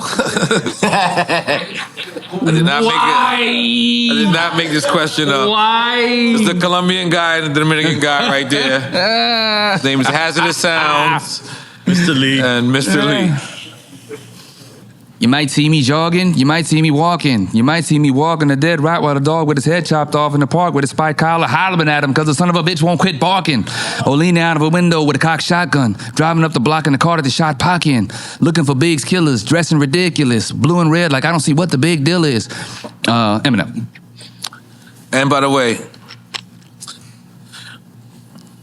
I worked out to Eminem music twice the other day. I just want y'all to know that. I just wanted to throw that out there. I have witnesses. I might have not filmed it, but I have. People know that I was Why there. did y'all get Benzino that drunk? We didn't No, get him drunk. He got himself drunk. Yeah. Did you see it? If you watch it, we trying to stop I him. felt bad. I was like, yo. From the beginning, we was like, wait, stop. But honestly, though, the drunker he got, the more sense that he was making. Yeah, absolutely. He was right. He would start ripping off the persona in a sense. Yeah, exactly. Right. Exactly. But what he was saying resonated. I feel the same way. We got to come together. We got to do better. Yeah. We He gotta, said he really had no real beef with Eminem. At the end, yeah. Like it wasn't. yeah, the He mask said came some real off. ass shit. What liquor y'all gave him though? He was drinking that dark. He said, I want that. Give me we, that shit. we only have Duce and Ace of Spade here. So if there's Hennessy here, they bring their own. He came on a mission. Yes. Clearly, he came on a But mission. that's the homie. Okay. Yeah, he's a good dude. Much love to him, man. You know what I mean? John Candy or Chris Farley? Chris Farley, man. I love John Candy, but Chris Farley just had a different. Rest in peace to both. Yeah, rest in peace to both of those guys. Yeah, Tommy Boy is one of my favorite. Fucking, Oh yeah, Yeah, Tommy that's Boy's a one of my classic. favorite. yeah, Chris was that dude. And then his SNL days was Oh yeah. highlight reel. Fat guy in a little coat. Fat guy in a little coat. Ye or Pharrell? Whichever Ye and whichever Pharrell. Producer, artist. Whichever way version of them. Whichever version Yeah, you want to pick. You gotta take a drink on that Yep. one. Okay, all right, cool. Yeah, Moving on. both prolific. You know, of course, I don't prefer the rant Kanye, but But in the movie, the for Rand some Kanye was good. body, right? Body. That's what I was about to say. It made for great comedy in the movie. Right. Go see a hip hop story, guys. Yes, exactly. Theater near you. Okay. I'm gonna let you go for that one. Wildin' Out or Key and Peele show? Both great shows, but I gotta go with the home team. Shout out to Nick Cannon, but shout out to Key and Peele as well, because them motherfuckers, man. I still watch Key and Peele to this day. Like I'll just be on tour and it's on Netflix, so I'll just catch them episodes. And One of the greatest Key and Peele shows is when he's saying how black people, Obama Obama shaking the hand. Shaking hands. That's my favorite sketch. Yeah, that's my favorite sketch. That shit is That's just what- legendary. And Keegan said it really happened when they met Obama. He said, "Really, I felt like it really happened. it did happen." I did not want. I did not want. He said- I did not want the fact check just now. No, son. He said it happened For real. when Okay. So because when they show was popping when it first came out and everyone was watching it. And they didn't realize Obama watched it Right. and saw the impression of them and everything. So they went to, I guess, a White House type of like press conference Oh, where that's right. where they invite some of the entertainers there, It was and they watched him shake white people's hands very sternly, like, hey, how you doing? All right, good to meet you. Yep, good to see you. Campbell, hey, oh. my nigga. They say he stopped the feet and everything. He gave him the cookout shit. The cookout. Hey, Campbell, hey, my nigga, what's going on? Whoa, that's my favorite sketch. Damn, I did not want that back. You did. You needed that. Yeah, I needed that. Dre or Quincy Jones? Take a drink. Yep. But at the same time, you don't anybody. You don't have Dre without Quincy. You know what I mean? Right. So, but Dre understands that. Yeah, but sure. it's not one over the other. But Quincy's he's everybody's OG. There he is.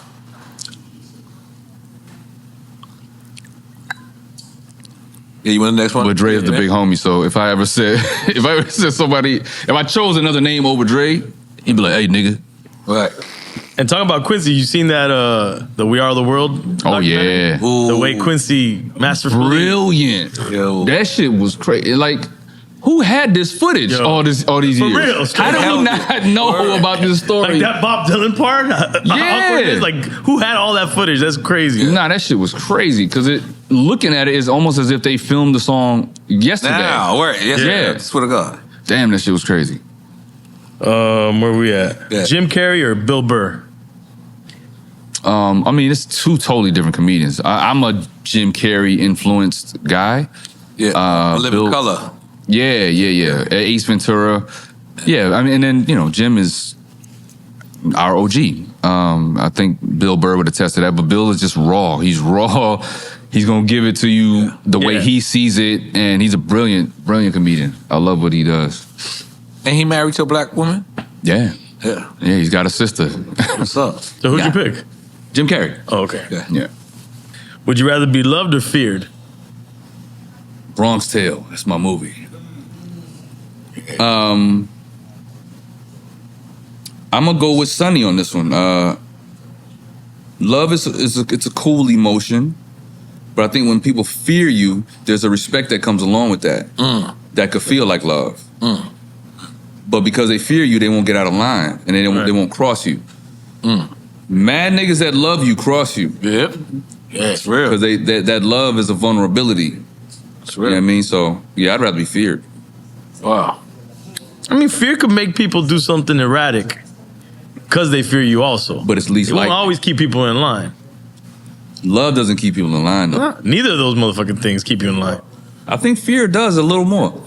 If I'm comparing the two, Right. I would definitely say fear keeps a motherfucker in line a lot more than love does. I can respect that. Pusha T or Fab? Pusha T or Fab? That's tough. Take a drink. Damn. Yeah, because Fab is punchline, like one of the punchline kings. Him and Luda are my favorite punchline rappers. And I think I could add Cassidy to that too. But Push just has this, he has a very descriptive Scorsese kind of rhyme pattern, or you know what I mean? The way he describes shit. And he's gotten better at it, I feel. Yeah, From like Clips days to now, I think he's better even for now. sure. Yeah. That new joint, who's the homie from TDE? Yeah, Ray Vaughn. Him and Ray Vaughn, yeah, that shit That is great. joint is hard. It's just great. But Fab gets the consistency thing too. He's been in the game for a long time. Yeah. He just never lets up off the gas. So he get a ton of respect from me for that. And that's how I actually started working with Domain. Domain was doing fabulous impressions on YouTube back in the day. And the early Freeway shit. So that's actually how we connected, and it all led to this movie. I would like to add that Fabulous is half Dominican. Shout out. Go lo que, maní. Go lo Claim him, que. claim him. No. Yeah, I be throwing that out there too. I be making sure he remember it too. But does Fab make music that make people want to do crime? Listen, he wear the Dominican sneakers at time to time. Leave it alone. Yeah. He has a little flag on it from time to time. Yeah, you want the next one, E? Hannibal Buress or Craig Robinson? I don't know. The funny thing, I don't know Hannibal that well. I met him, and we know each other, but we just really linked last year. I will go Craig on that one because I've known Craig is a Def Comedy Jam OG. He's one of the first people that brought a prop on stage. He had his piano on the stage. Yep. And he did the whole joke about the DJ. You remember that joke? No. So he was he's at the piano, and he was like, shout out to Kid Capri. Last night, after the taping, we went to the bar across the street, and we had a few drinks, some ladies in there, we was having some laughs. And as we were walking back across the street to the hotel, a bus was speeding down 42nd Street. And Craig didn't see the bus, and he said, I was about to walk out, and Kid Capri, he grabbed me and he made sure that I was good. He said, you had a little bit too much to drink. He said, last night, a DJ saved my life.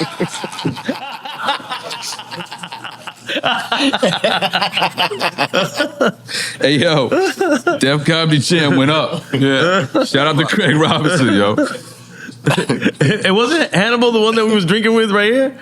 Yeah. You want to tell that story? I mean, I remember. I think he got arrested after that. Yeah. I felt bad because we were like, oh shit, he was just with us. He was in the bar over there. I mean, we didn't get him arrested. No, he was already there. We happened to be there. We all just didn't get drunk. No. I think he was already drunk. We seen each other. We had some drinks together. He left us. We left us, and we seen like he was already touched down Miami. That means he got arrested. Because Miami is the place you come on vacation and you leave on probation. Hilarious. Facts. All right, go ahead. E. DC Young Fly or D-Ray? Take a drink. Yeah. Both my brothers, man. Different eras, both brilliant, both my brothers. Jack Black or Will Ferrell? Will Ferrell. Both facts. I just look at Will and just laugh. Nah, he's a funny That ass motherfucker he can't do no wrong with me. He's funny. Yeah. Elf is my favorite holiday movie. Elf? Isn't that he's the one? Anchorman for me, as far as Will Ferrell movies. No, I know, but But just as saying, far as as a holiday, movie, that's hilarious, man. No, for sure. Brother. Step Step Brothers, yo? Step Amazing. What's the shit with him and Kev and they went to jail? Get Hard.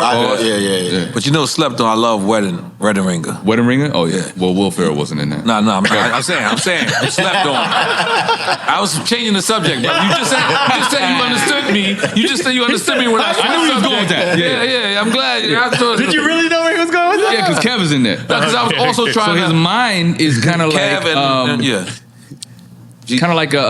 I like how he be just like He did the Connect the Tetris dots. on us. I like how No, he be. this is I like Tetris. how he be my therapist. He's trying to go like this as the block's going He's down. telling me. He's telling me Yeah. exactly as a therapist. He's like, listen, this is what you have to stop doing. You have to start focusing Enfoca, chico, enfoca. on one. Yeah. On one. I knew he was going with that. Yes. No, He heard the name Kev, and then he said Wedding Ringer. No, because I've been trying to say that, pause, get this out for a long time. Wedding Ringer is one of the most under movies. It's a good movie, man. I love It's that a good movie. Shout out to my boy Jeremy Gerlich, the director. He just has a different eye. Jeremy's one of them dudes that just Corey hired Holcomb me. was in there too. Yeah. Yep. Me and Corey Holcomb was also on the same Def Comedy Jam episode in '95. Yeah. Wow. Jesus. OGs. So that leads me to my next question. Corey Holcomb or Darnell Rollins? Take a drink. That's right. I wanted to take a drink to that too, because I love them both. Yeah. I like how they battle. I'm not like beef. You like controversy. You No, like I don't. drama. I actually don't. I just want to make You sure like the that bullshit. rappers, like, we not only looked at it as crazy. I got you. Like, I need everybody else to be like, we normal. Right. 597 Bulls. Yeah, we all got feelings. Right. I think Okay, everybody need to chill out. All right, this is the last one. Go ahead. loyalty or respect?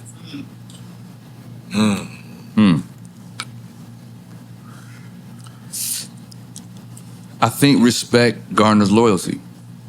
So I'm gonna pick respect. Okay. I'm glad, because I didn't want to drink no more. Man, can I tell them what the scene was? Yes. The joke of the scene? Or do we want to save it in case we do it again? Hey man, move a chair over. It's I mean, time. we can edit it if, Oh, yeah. for whatever Move a chair reason. over. Get a chair. Hold Get a chair for him. Get a chair for him, please. No, you can stay and then he can come in too. Yeah, there you go. Nah, cause we gotta talk about your freeway woe. Hold up, sir. We gotta shout out Underdog. Underdog. Make sure everybody downloads the Underdog Fantasy. We got Underdog Fantasy app. Use the code DRINKCHAMPS or Drink or Champs. Or Drink or Champs. And get matched up to $100 on the app. God damn it. Let's go, Underdog. Shout out to Underdog Fantasy. I'm not gonna lie to you. Underdog If you Fantasy. following me on Underdog, Fantasy. I'm gonna be honest. You should just stick with me.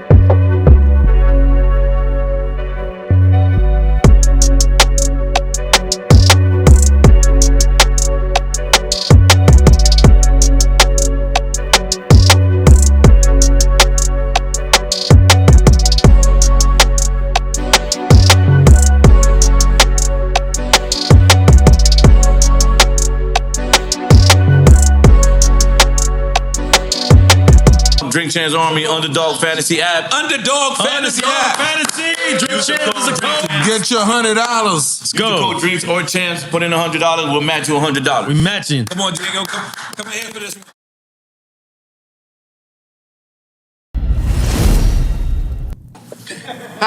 Alright, jump right here. You had me very scared at first, but hold on. What we said? Talk about that. Yeah, we wanted. But let me say That would something. have been hilarious. Yeah. Let me say something. We asked him earlier, did anybody like come at him because of the freeway? At times I didn't know. But the audience loves the Freeway character, Throwaway. They love No, him. they love it. Let me. He has one of the Yeah, most yeah. quotable early. Everybody walking out saying early, Yeah. and they're cheering for him. When he does the, well, I don't want to say the scene, but they're cheering for him throughout this movie. So we even told Freeway that. We was like, look, man. So he's seen Okay, hold it, or on. no? You going to? Okay, go ahead. Okay. When I first see it, I'm like, okay, damn. Where's he working at? But then you realize that they got all rappers working in like Right. That's salt and but you have pepper. to To actually make the point. You have to, you have It's to an exaggeration on have to watch purpose. It. Yeah. If Right. you're just seeing it, It's all not right. all exaggeration though. No, Yeah. you're right. But No. for the, I think, For the culture, for the it's specific real. people. Yeah, for the specific people, it's an But exaggeration. then, Yeah, specific yeah, people. but then at the end, Yeah. he's at the self-destruction record. He's there, so he actually makes it at the end. Yeah. But at points, it felt harsh. It did feel like, and even though it might not be true, I don't know how I would have felt. I think you're feeling. I hear what you're saying, Okay, but I think please. you're feeling the sensitivity of the culture right now, because that type of what you're talking about is harsh. Is just jokes. It's shonen. It's roasting. And he's close to it too. To be close to it also might be different for. Yeah, I'm close to it. Yeah, I'm close Yeah. to it because as an out-of-work rapper, which any of us can be Right. at a time. Yeah. Right. Any of us Oh, could be yeah. an out-of-work rapper. Yeah. And it's not saying that y'all was saying that he was an out-of-work rapper. Y'all was being funny off of No, the everyone point be. of that is we throw away our gems, and I've said this before.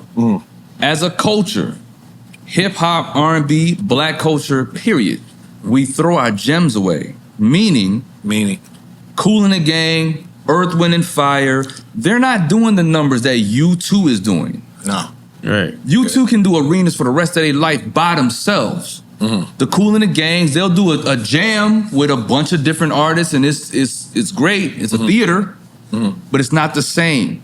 And we're in a culture where we want the new shit. We always want the new Like shit. it's disposable. Yeah. That's the reason why we started Drink Champs specifically. But that's the reason why. That's the reason why. To give a platform to the artists that maybe people haven't forgotten about. Right, I mean, right, it started with the peers, the '90s era. But that's the reason why. was That's broader the than point that. of Just Freeway Park. Not everyone. Yeah. Right. Just Freeway Park felt a little too risky because let's suppose people believe that, and they're like, "Yo, Freeway is really working in the fucking grocery store." Well, people can believe anything. Some people can believe that. And Some people people don't have actually believe Instagram. everything nowadays. Some people don't have And Instagram. nothing at all. There's still some people who just go to the movie theaters and don't have Instagram.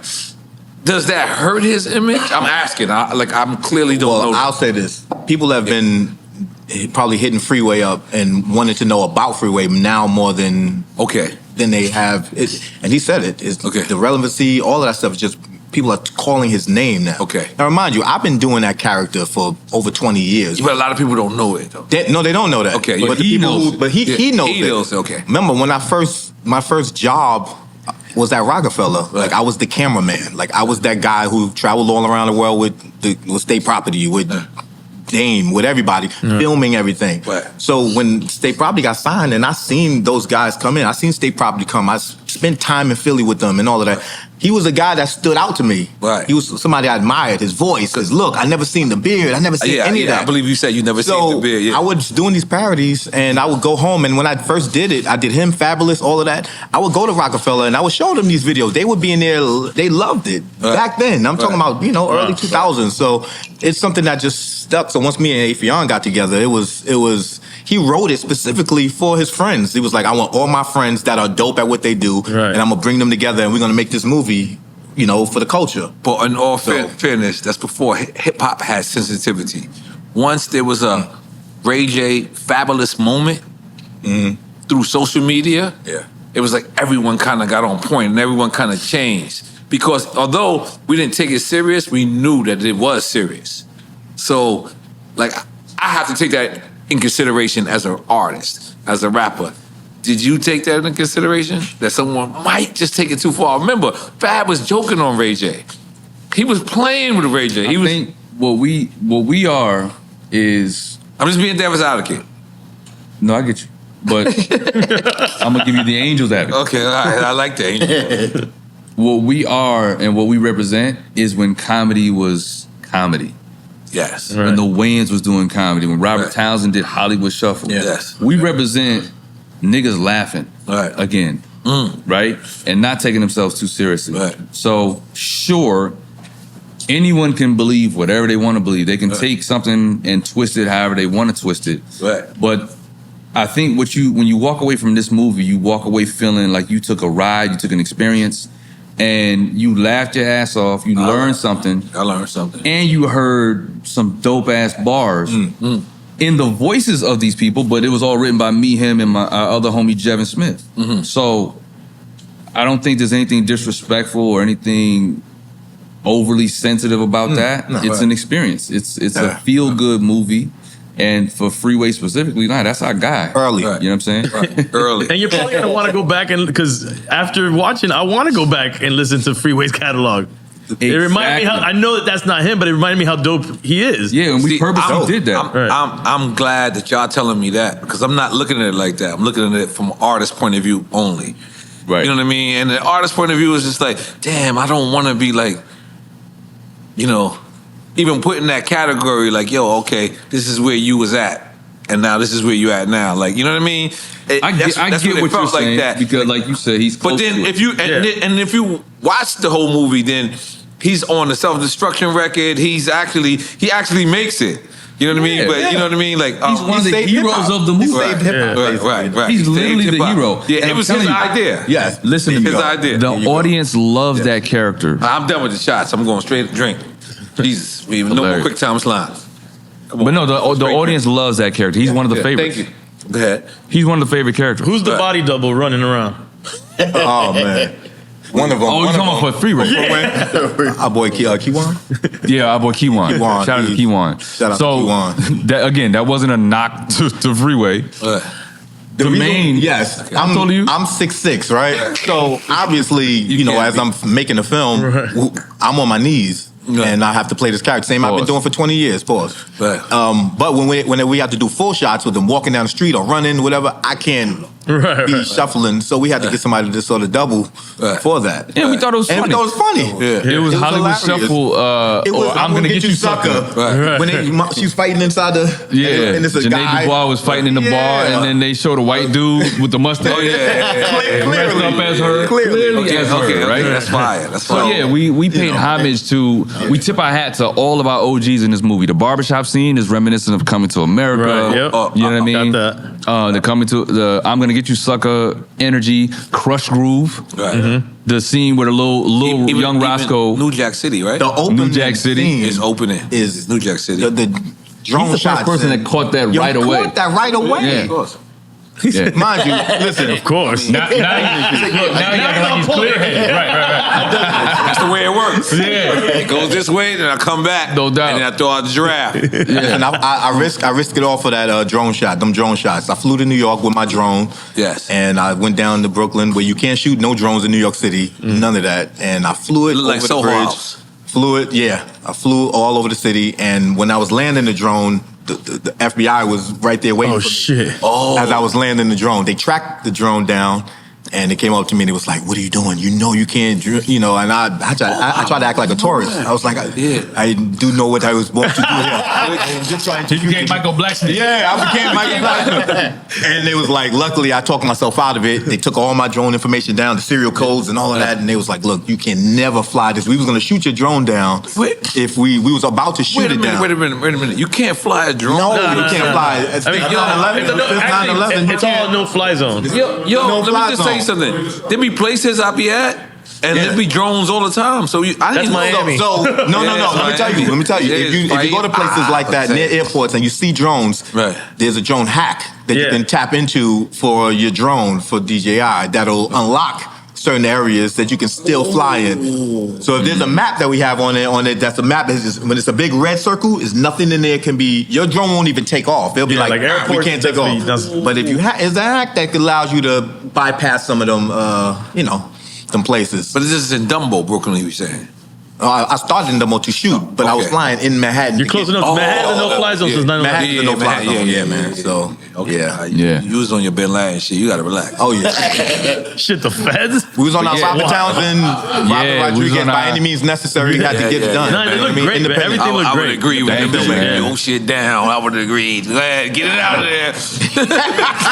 Get it out of But there. yeah, we pay homage to a lot of our favorite films, including Fade to Black. You know what I'm saying? Like we just blended all these elements together, and that's where Tonio came in with that scene. You had Goo. Let me ask you.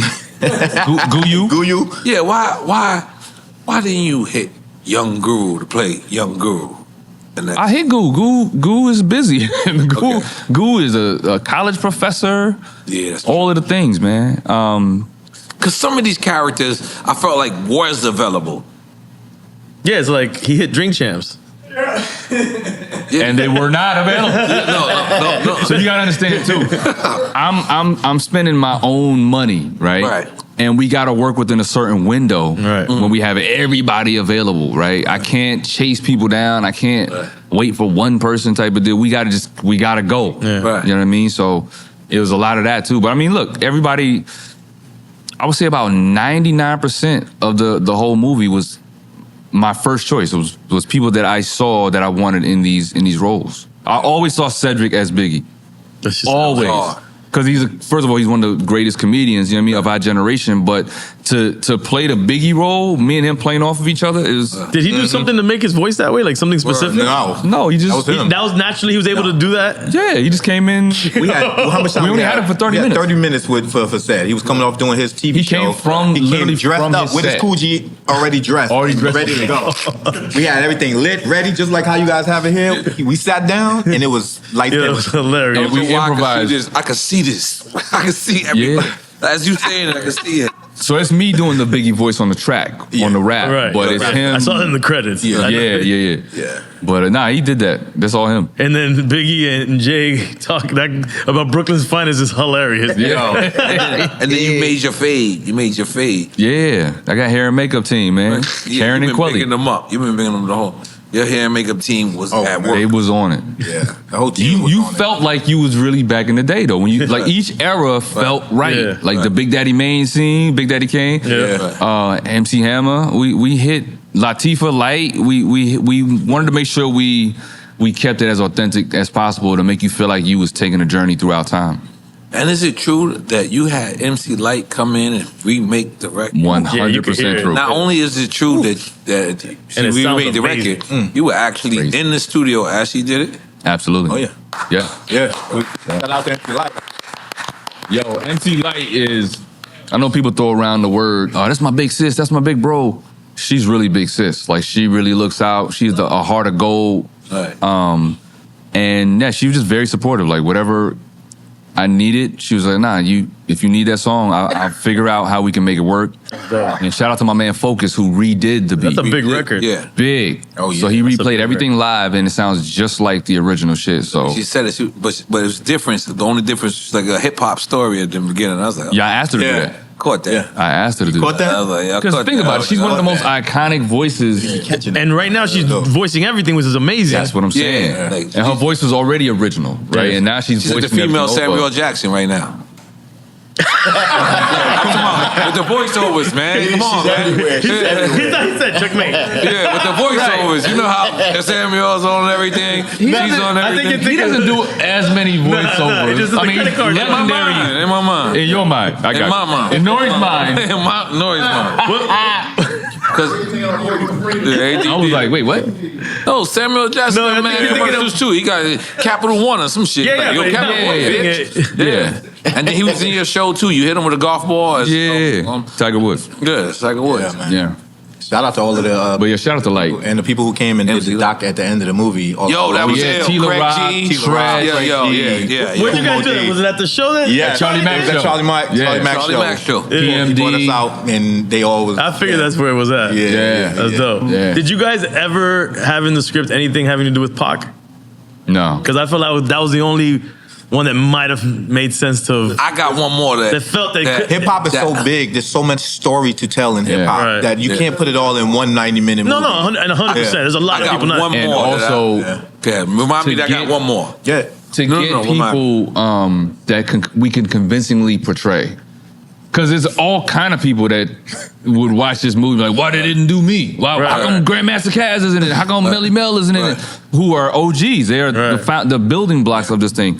But we wanted to make sure we could convincingly look like them, sound like them, and, you know, we just wanted to tell the story that we wanted to tell, but we're not trying to exclude anybody for any particular reason. It's just we have limited resources and time. There was one character. Shit, part 18, nigga. There's a lot of there was stories. one that can go- character I was like, damn, why didn't they have that at this particular moment? It's when you said hip hop is dead. I felt like Nas should have been there at some point saying that. So it's funny. Well, shit, if I could have. You can play Got Nas. You can't play Nas? This is the thing. Nas has always asked me to do an impression of him because he's like, why? How come you ain't doing an impression of me?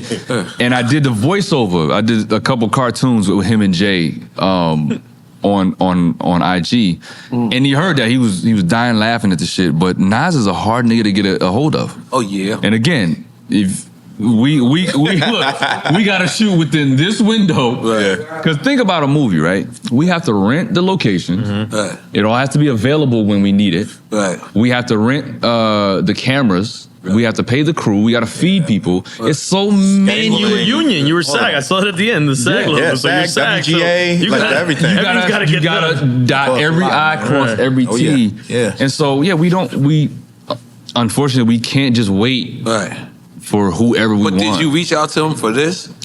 No, I never that saw moment- Nas in it. No, I mean, I saw a version of Nas in it where it said hip hop is over.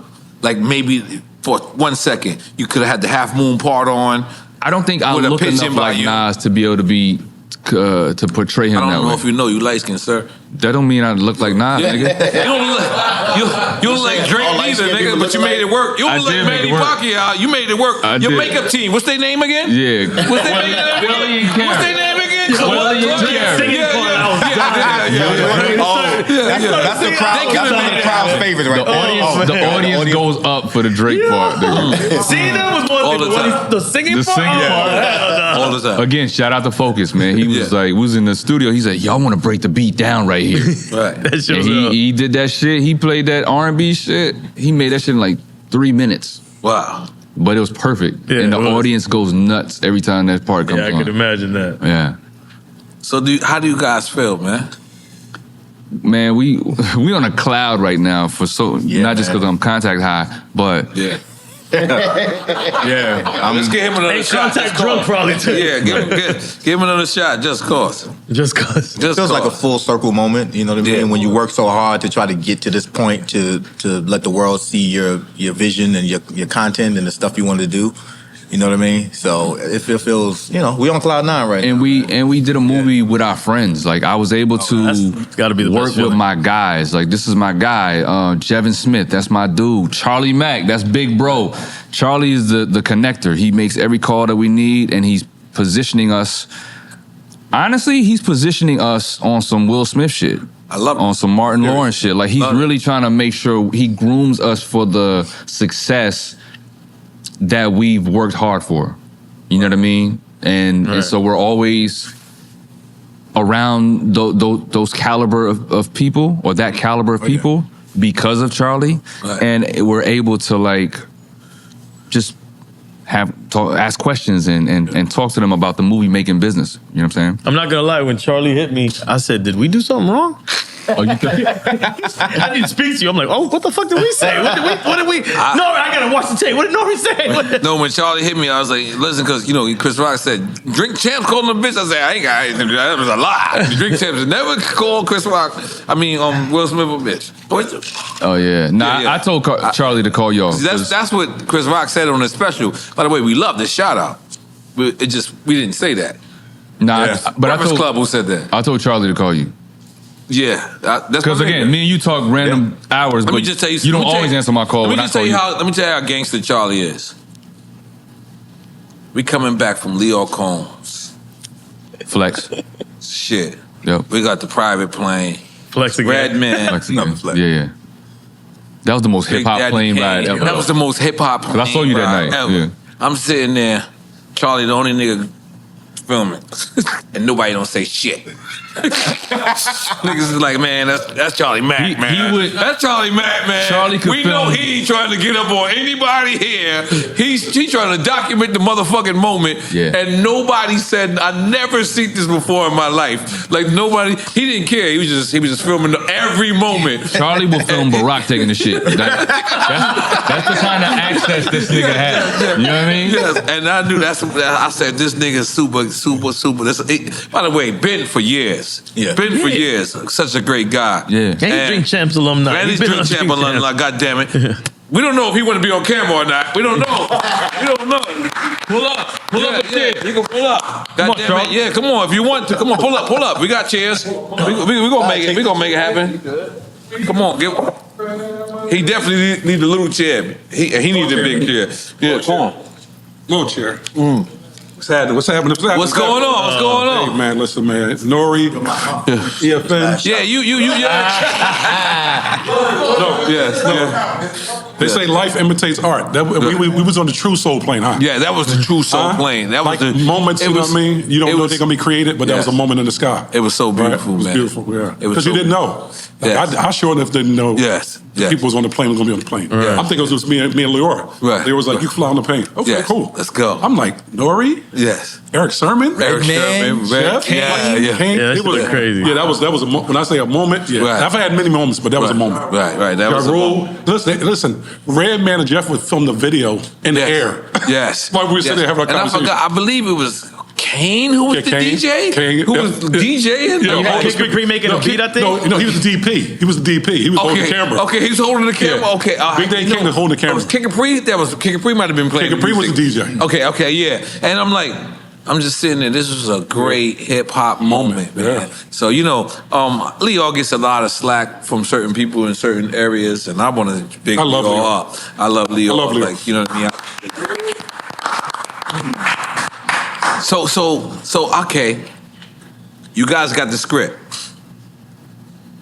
What makes y'all say, let me bring Charlie Mack in? Charlie's hip hop. Yeah. Charlie's hip hop. He's always been like a big brother to me. I mean, How y'all connected? I'm sorry. We connected through Comedy Club. He was at the Laugh Factory in Hollywood. I said what's up to him. At the time, he didn't know who I was. So when I shook his hand, he kept the lockout. Like, he ain't do the joint. Yeah. Oh, he gave you the stiff arm. Okay. And every brother ain't your brother, and every sister don't love you. Right. So you can't bring people in. I love that. You know, but then a couple weeks after that, he reached out because DJ D-Rec from Wildin' Out. Shout out to D-Rec. He reached out and said, Charlie Mack want to get a hold of you for his Party for Peace weekends in Philly. So I ended up going out to maybe 6 of those, 5, 6 of those. Every one that I had, every weekend I had. Yeah. And that's really Peace how we weekend in Philly? Charlie Mack Party for Peace weekend. Yeah, it was, he had everybody out there. And the first one was like, Will and Jada was there, Tisha Campbell, Tashina Arnold. Everybody was in that about 100 celebrities over a 3-day weekend. Latifah, eradicate violence. Rev Run. Yeah. Like, Yeah. it was ridiculous. Yeah, BDA. But it was through that I, we were just able to connect and just, outside of the industry and just have real conversations. And we just created a friendship and a brotherhood, and I respect them. We literally could talk about whatever. And so that's how I gauge my industry relationships. I don't like users. I don't like people that want to use me to get to somebody else. Right. So the fact that we can talk about whatever, and this is the first time we've done business together. That's how real our friendship is. Yeah. You know what I'm saying? Like he's brought me around the Will camp and all that kind of stuff, and most people clamor for that, right? But I've never asked him. He always reaches out to me and says, "Yo, man, come to this premiere, come to whatever this event." But I don't ask Charlie for anything. This is the first time that I was like, "Yo, Charlie, we got this movie that I think you'd be interested in." And once he This is after you filmed it or prior to you filming? Prior. Okay, Yeah. Because he was on set for every day, especially the first half of what we shot. Charlie was there, and because he experienced a lot of this stuff, he was there for it. Right. It was nostalgia for him. Right. He was on set like a kid in a candy store. His camera was out, his phone was out. Like, he was documenting everything. Like, and nobody said shit. Like on the plane. He was my dialect coach for all the freeway, throwaway stuff I did. When we was doing everything, every line I to make sure you sound like Philly. He was like, no, I gotta say John. You can't say John. You gotta say John. You gotta say John. You gotta say Young Bull. Young Bull. All of that stuff. You know what I mean? Radio. I was saying radio. He said you gotta say radio. You gotta like. It was the way he was telling me how to say. You got the radio. So it was authentic Philly. Yeah, man. And one of my early Will Smith spoofs, he plays Charlie Mack. We did a Hancock spoof years when Hancock first came out, and at the end of it, I had him step in and do Charlie Mack impression, and then that's their connection. You know what I mean? So he's like young Charlie. I'm cracking up. Yeah, definitely cracking up for sure. So I mean, Charlie, because we want to tell the people your story as well.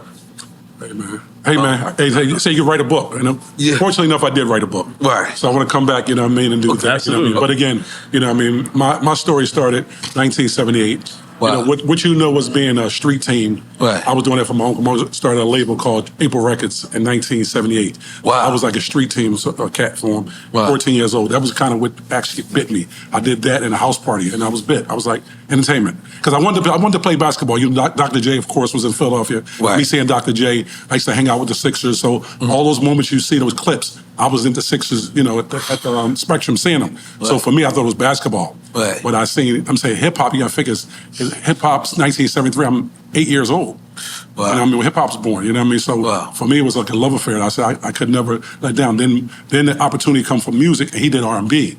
But I signed the first rapper to the label. His name was Gorgeous George. We did a record called Cabbage Patch Scratch. Remember, Cabbage Patch came out. I did a record called Cabbage Patch Scratch, and that was like what actually got me into it, because everybody thinks it's Will and Jeff. It wasn't Will and Jeff.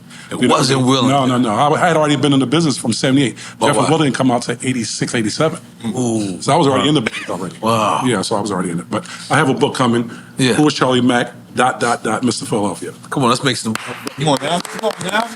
Hopefully y'all have me back. No, absolutely. Come on. But let me ask you one more question. Yes, sir. Philadelphia seems like a wild place. like now. I don't know if it's always been like this. I mean, since I visited it, and I've only been famous 25 years. Only been famous 25 years? Yeah. Like, I think it realized 25 years ago it happened. And I've never known Philly for not being like a little like crazy. Has it always been like this? Because I think everything's heightened today. Okay. It's more heightened. Like, you know like, what I mean? like he was saying earlier, like Yeah. like he was saying filmed. Yeah, what Will says all the time, you know what I mean? Racism didn't change, it just got filmed, you know what I mean? So Right. I think the thing about it is, which is unfortunate because the drill rap, I didn't realize is basically like kill rap, right? So Yeah. they're actually talking about how they're going to kill you, right? Yeah. Right. So I think everybody do things for clickbait, you know what I mean? But again, you know, in the movie, they say action and cut. Yeah, Mark Chestnut gets up and go home. Ray Ray don't go home. You know what I mean? When you murder somebody, that's it. And then that little kid is going to the penitentiary. Right. You know what I mean? So I think the thing about it is they don't think about it after the fact. They think about it in the moment. And they want fame so bad that they're willing to do whatever. Right. And that's the unfortunate thing. So no, Philadelphia wasn't like that when I grew up. Violence was there. It just wasn't as prevalent as it is today. That was one of the things that I wanted you to kind of focus on just a little more was the young rap now of how they really murder kill rap, right? Like it's really like that now. Like what is it called? Drill rap? Drill rap. Like you just said. Yeah. I mean, And- it's talked about though in the film. It's talked about, but was the that opening line. character? Was that character the young character that Flex dropped the bombs on? Googie. Yeah. Yeah. Who was he based on? Nobody. He's based on a He's based on combination that of, generation. He's based on the generation. He's based on lazy rap. So it's not necessarily. He's a representation of lazy rap. So it's not even necessarily young versus old. Because I say it all the time. There was garbage niggas in the 80s and 90s too. Facts. You know what I mean? Yeah. So he represents lazy because his whole song is Yeah. right? Yeah. And most people would He's like, yo, which version is is good? He's like, first two bars. which one? Yeah, we just flipped what's popular now, what's dope now. We would have never let certain things slide. Yeah, and most in a people certain era. assume that that's an Uzi Vert jab, but it's not. Like Uzi's my guy. Like Well, some people some people thinking it's Uzi and some people thinking it's 21 because of the thing in the middle. I wasn't even thinking about 21. That's funny. But no, I used the tempo of his beat because that was a popular song at the It time. makes sense now because then he goes like that. Yeah. But And then no. the dude when they're watching the video in the store, the TV in the store.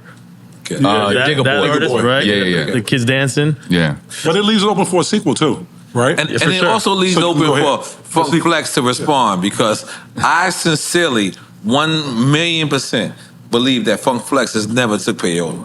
It's never what? Took payola. I'm just being honest. Oh no. Again, it's He has it's never- a No No one comedy. was saying that. The comedy. No one was saying It's a that. comedy. I know it's a comedy. Embellishments. I know it's a comedy, but he Yeah. might watch this and be like, you know, as a DJ, that's like not- as a DJ, like I'm just let me ask EFN, like I know it's comedy, like somebody, but if somebody says, "Yo, I paid EFN Of course I'm gonna get to get on Drink You would Champs," feel a way or I about that. paid, Yeah, because the way that people perceive things. yeah, and I'm telling you, from what I know, everything I know.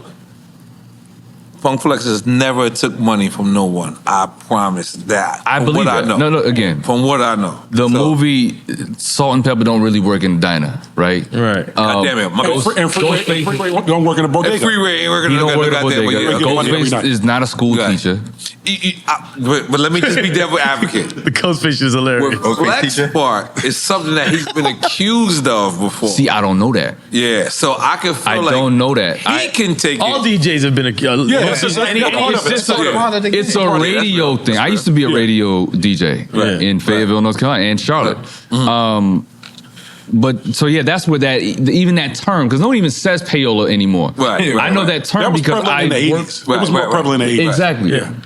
People start and- they say Drink Champs that Yeah, payola like to get on here. No, you cannot pay us to get on Any Drink Champs. platform that gets things out, people are like, oh, if they don't get And on if or they can't whatever, get on, if they right? can't get on, People they that can't they get want to see It on becomes a on. conspiracy theory. Right. Yeah, but by no means do we really believe or are we accusing Flex. It's a comedy. Right. Okay. Like, and this is why I keep saying Take that it light, because people. Take it light. I want the freedom to be able Absolutely. to write. Now again, he has the right to feel whatever he want to feel Right. if he feels a way. Right. I don't think he does, but because I haven't spoken to him. But at the end of the day, I don't think he's done anything. He just happened to be the relevant DJ that I could use as a character to make the point in the movie. But think about it. I don't think he will, but I think he's so engaged with like his haters and the people who don't like him. He is very engaged. He's very engaged with them. So it'll be heightened.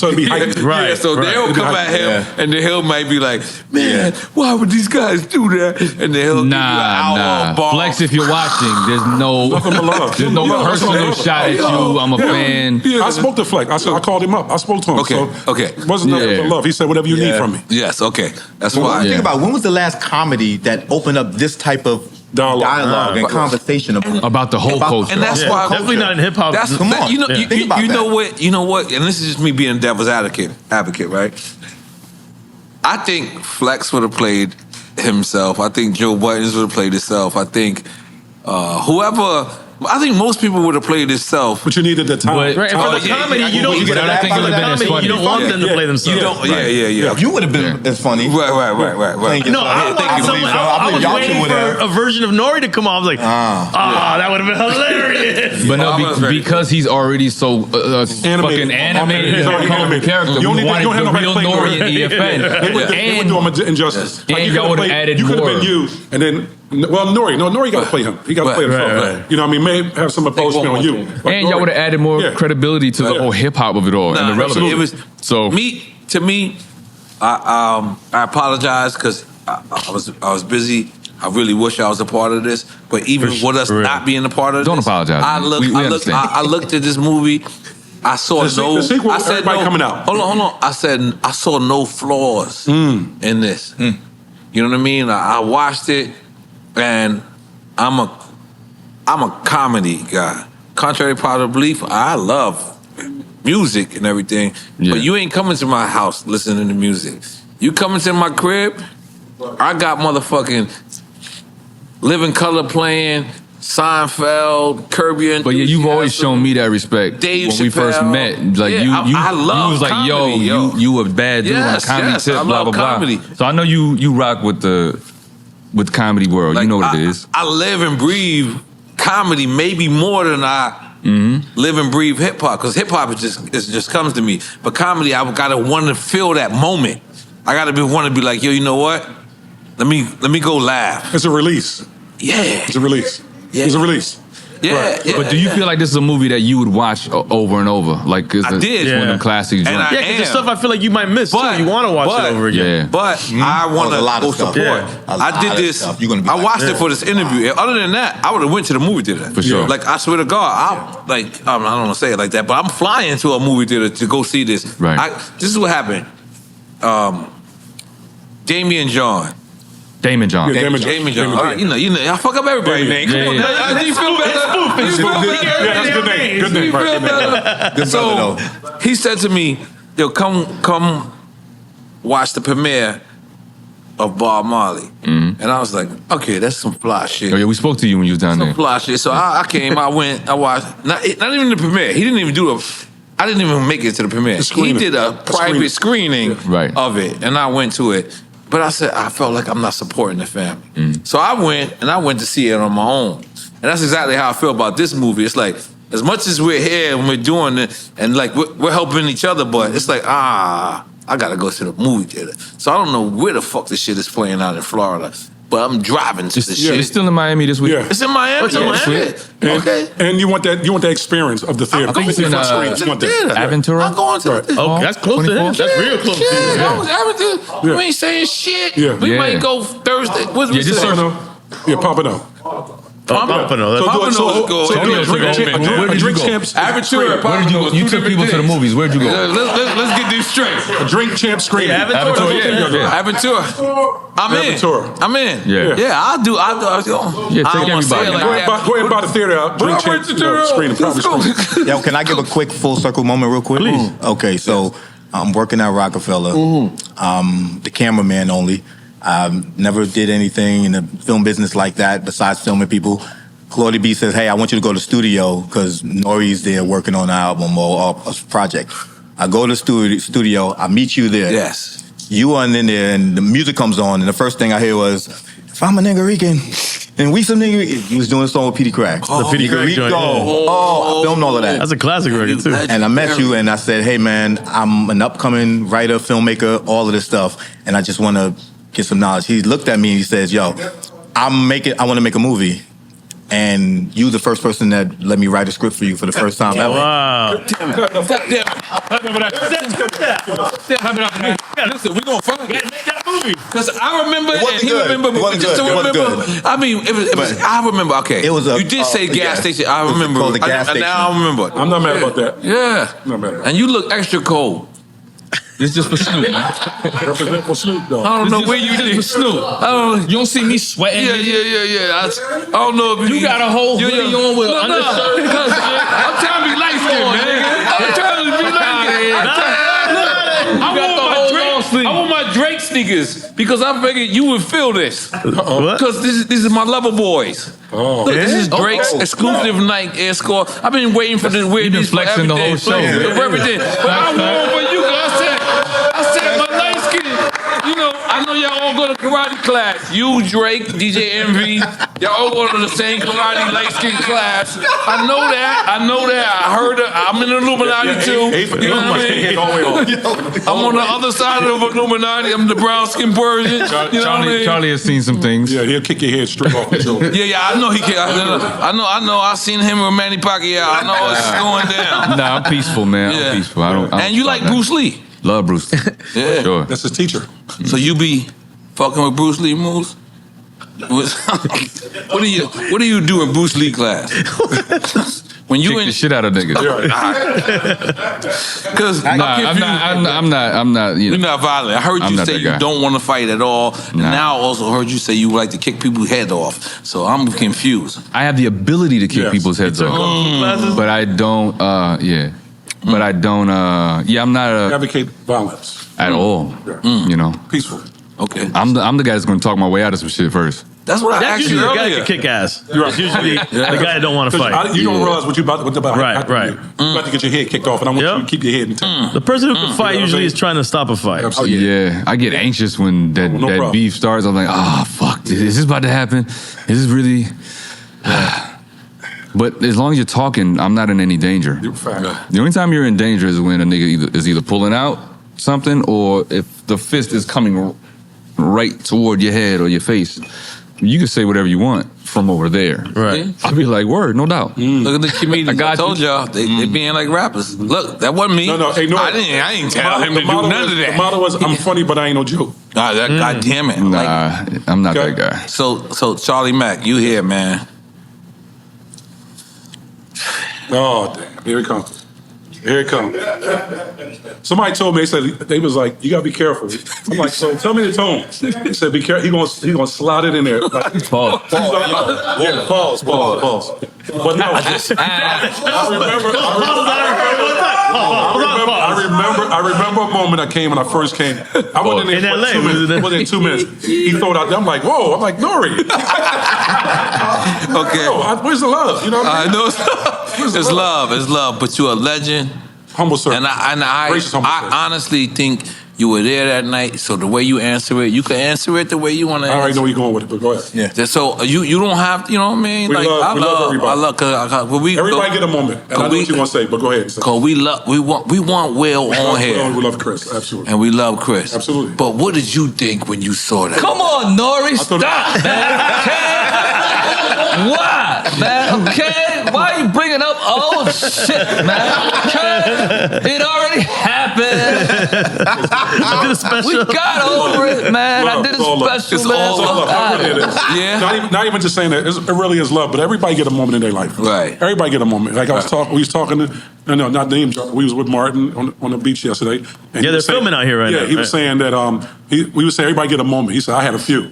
You know what I mean? And so everybody has a moment. You know what I mean? Right. It's human nature. Right. You know what I mean? That's just what it is. It was just a very unfortunate situation in time. But you move on from it. You know what I mean? You listen. You go through it with your own family. Yeah. So It's the same thing I said about the comedians beefing. It was a moment that shouldn't have happened in the Yeah, public that's eye, right. but this shit happens. Yeah. You know. Learn and you move on. Don't learn and move on.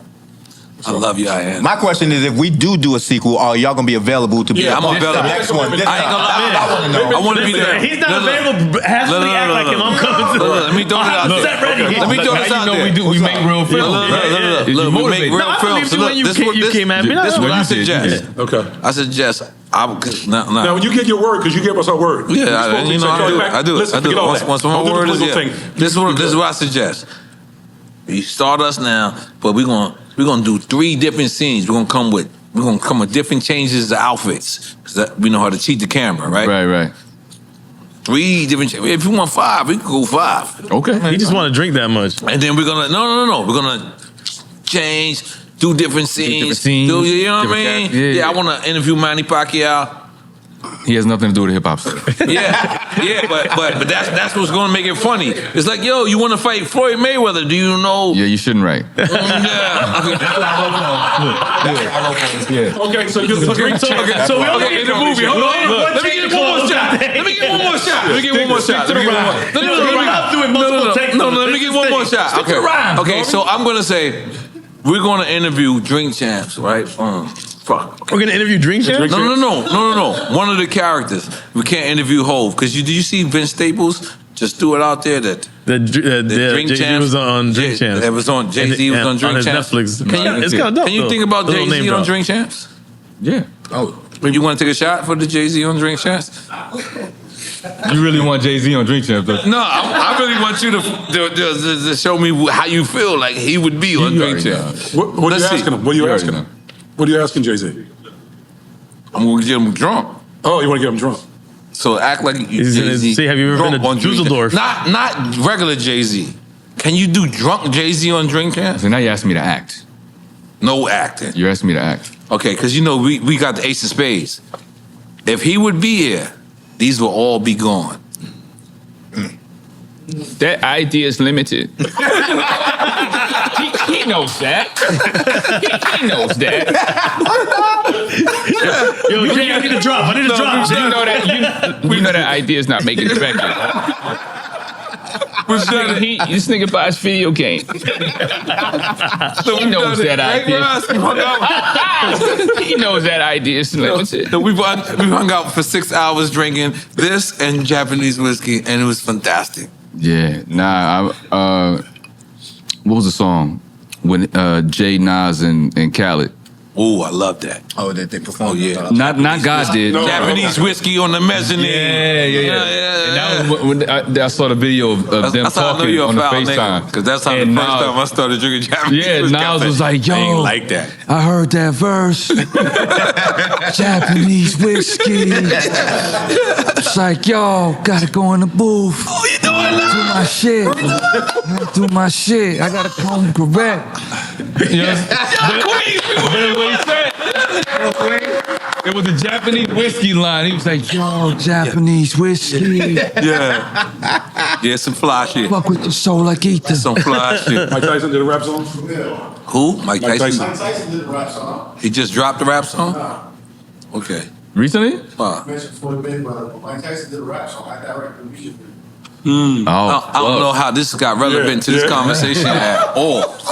He's still drunk. He's still drunk. I sobered up. I don't know if you noticed. I sobered up. A little bit. Yeah. I sobered up. I was still on point. Yeah. This is what we do. You know what I mean? We navigate through life. Yeah, I mean, we navigate through life. So, next movie, Tyler Perry comes to y'all. I'm sorry, I'm saying Tyler Perry. But Tyler, fuck that. We taking the budget, right? If Tyler Perry comes, right? Tyler Perry comes and says, whatever y'all want. Yeah, give me the money. Cut the check. What's the next movie y'all want to do? Cut the check. What movie are y'all picking to do? I don't want to say what the next movie, but we know what the next movie is we want to do. But can you give us an idea without giving us an idea? It's an action. You said action. No, so you dead serious. It's an action comedy. Like well, you Bruce said you're Willis getting ready for action your own shit? movie? Yeah. Okay. Well, and other movies as well. Like I see myself alongside the Mark Wahlbergs, the Will Smiths. I have that range. As you should be. And I want to do the unexpected. You know, most people know me for being an animated comedian, but what I showed in this hip hop story was I actually have acting range as well. He has acting range. He's a director. We're both producers. So this isn't something that's just like a viral movie or it's internet level. We're like, nah, we really are Ryan Coogler, Michael B. Jordan, Stephen Cable Jr. type energy. Like, we're really filmmakers. Right, from on screen to behind. 100%. Right. Yeah. I'm gonna be honest. I see it. Be honest. Say it again. I see it and I believe it. Clap it up for that.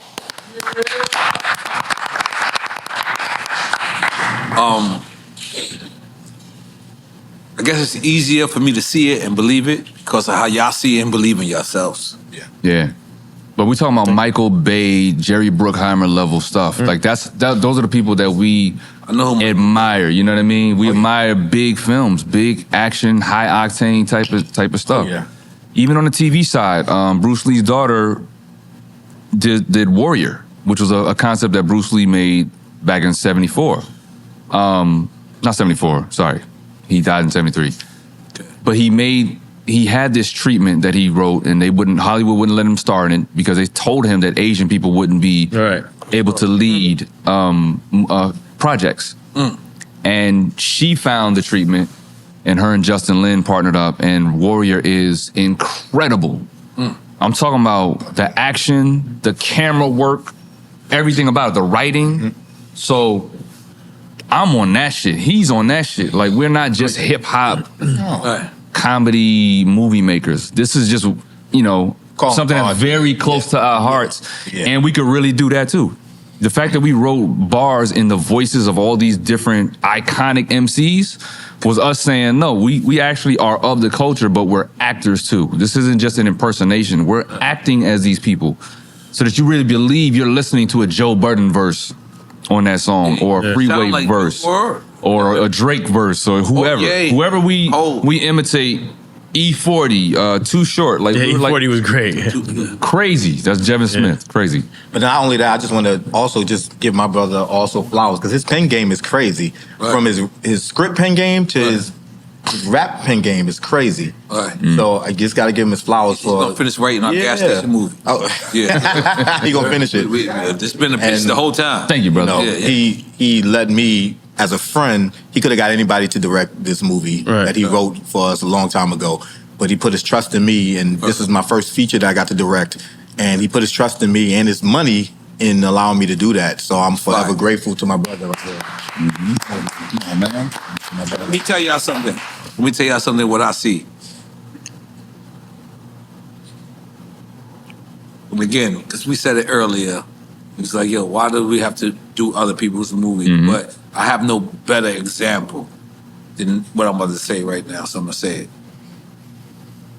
Y'all can be like the Adam Sandler, where they go and do movies with their same crew. Friends, man. They say Judd Apatow, Adam Sandler. I told you, loyalty to their people. I love how I love that comedy. The Seth Rogen's, they hire the same exact people. The Adam Sandler's hiring the same exact people, and some of them are black people. But they're stars now. They're all stars. But when you got the director, the producer, the writer, and everybody, and you continue to do that, that shit is just so, like, for lack of a better term, attractive to me. But no, we've been doing that. Yeah. You go back to his sketch show that he had back in Fox.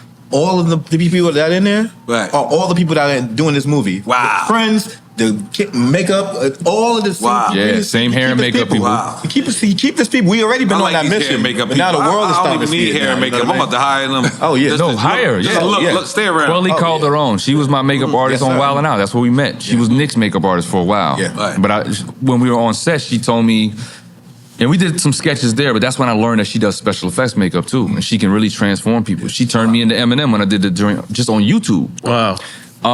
But she really knows what she's doing. Her partner Karen Rhodes on the hair, she really knew the eras, and anytime we told her what we needed or who we wanted to portray, they did the Googles, they pulled up the images, went right to work, and they started sending me images of the wigs being cut on the dummy heads, right? They would send me photos of like MC Light's wig and this wig and that wig, and it already was looking like the person on the dummy.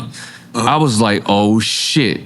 Wait till we get this wig on Lil Mama. Like, it's gonna be so... Shout out Lil Mama. Shout out to Lil Mama. MC Light, when she played MC Light, she killed that. I had to look at it 3 times. She was light. She embodied She was light. And they Whose both from idea was Brooklyn. that? Me. Come on, man. MC Right Queen Ratifa. You look cocky, dude. No, listen. The whole movie is on the page. Like, I wrote that shit, nigga. I'm nice. I wrote that shit. Man, pen game, B. Pen game. Pen game. Papa Cheese. When you were around Rockefeller, were you involved in any of the films that Dame was doing? Like Paper Soldiers, anything like that? Death of a Dynasty. Okay, yeah, I heard you guys talk about that during that time because I was just filming and I was filming all the behind the scenes stuff with all of that. So I was around State Property 2. I was around there. I was around filming all the behind the scenes of that. But yeah, so I was around. I was around for everything. I still have all of that footage. I have like hundreds and hundreds of tape of the whole Rockefeller like era of that time filming. So man, nobody's gonna ever see that. It's in the vault. No, you're like the guy with We're on the World. I'm Charlie Mack. I'm Charlie Mack with his footage. Yeah. You know what I mean? At some point it'll come out. Yeah, at some point. Yeah. Oh yeah. When it makes sense. Yeah, absolutely. Sometimes it just doesn't make sense. Right. Some things are better kept quiet. Yeah. You know? And did you ever think that Rockefeller would break up when you first came to them? Nah, I didn't. You know, nobody ever thought that. I just it kind of came out of nowhere. But I was a fly on the wall. How did you get hired?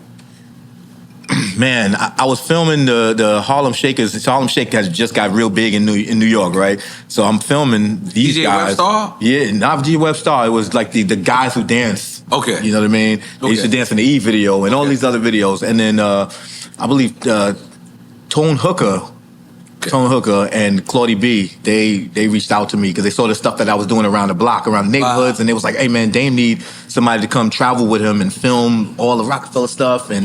And they just brought me to the office. And I got there today. Dame looked at me. He's like, yo, I got a camera. He gave me the camera, gave me the equipment, and proceeded to snap on me for about the next 3 or 4 hours at Rockefeller. That was like my intro to the initiation to the family. And I just traveled around with them. That's how I got to meet you, man, and write my first script and all that other good stuff, man. But was you with them in France? No, I didn't go to France. Okay, all right. I didn't go to France. Cool. Yeah. Some other people went. So, yeah. Charlie Mack. Yes, sir.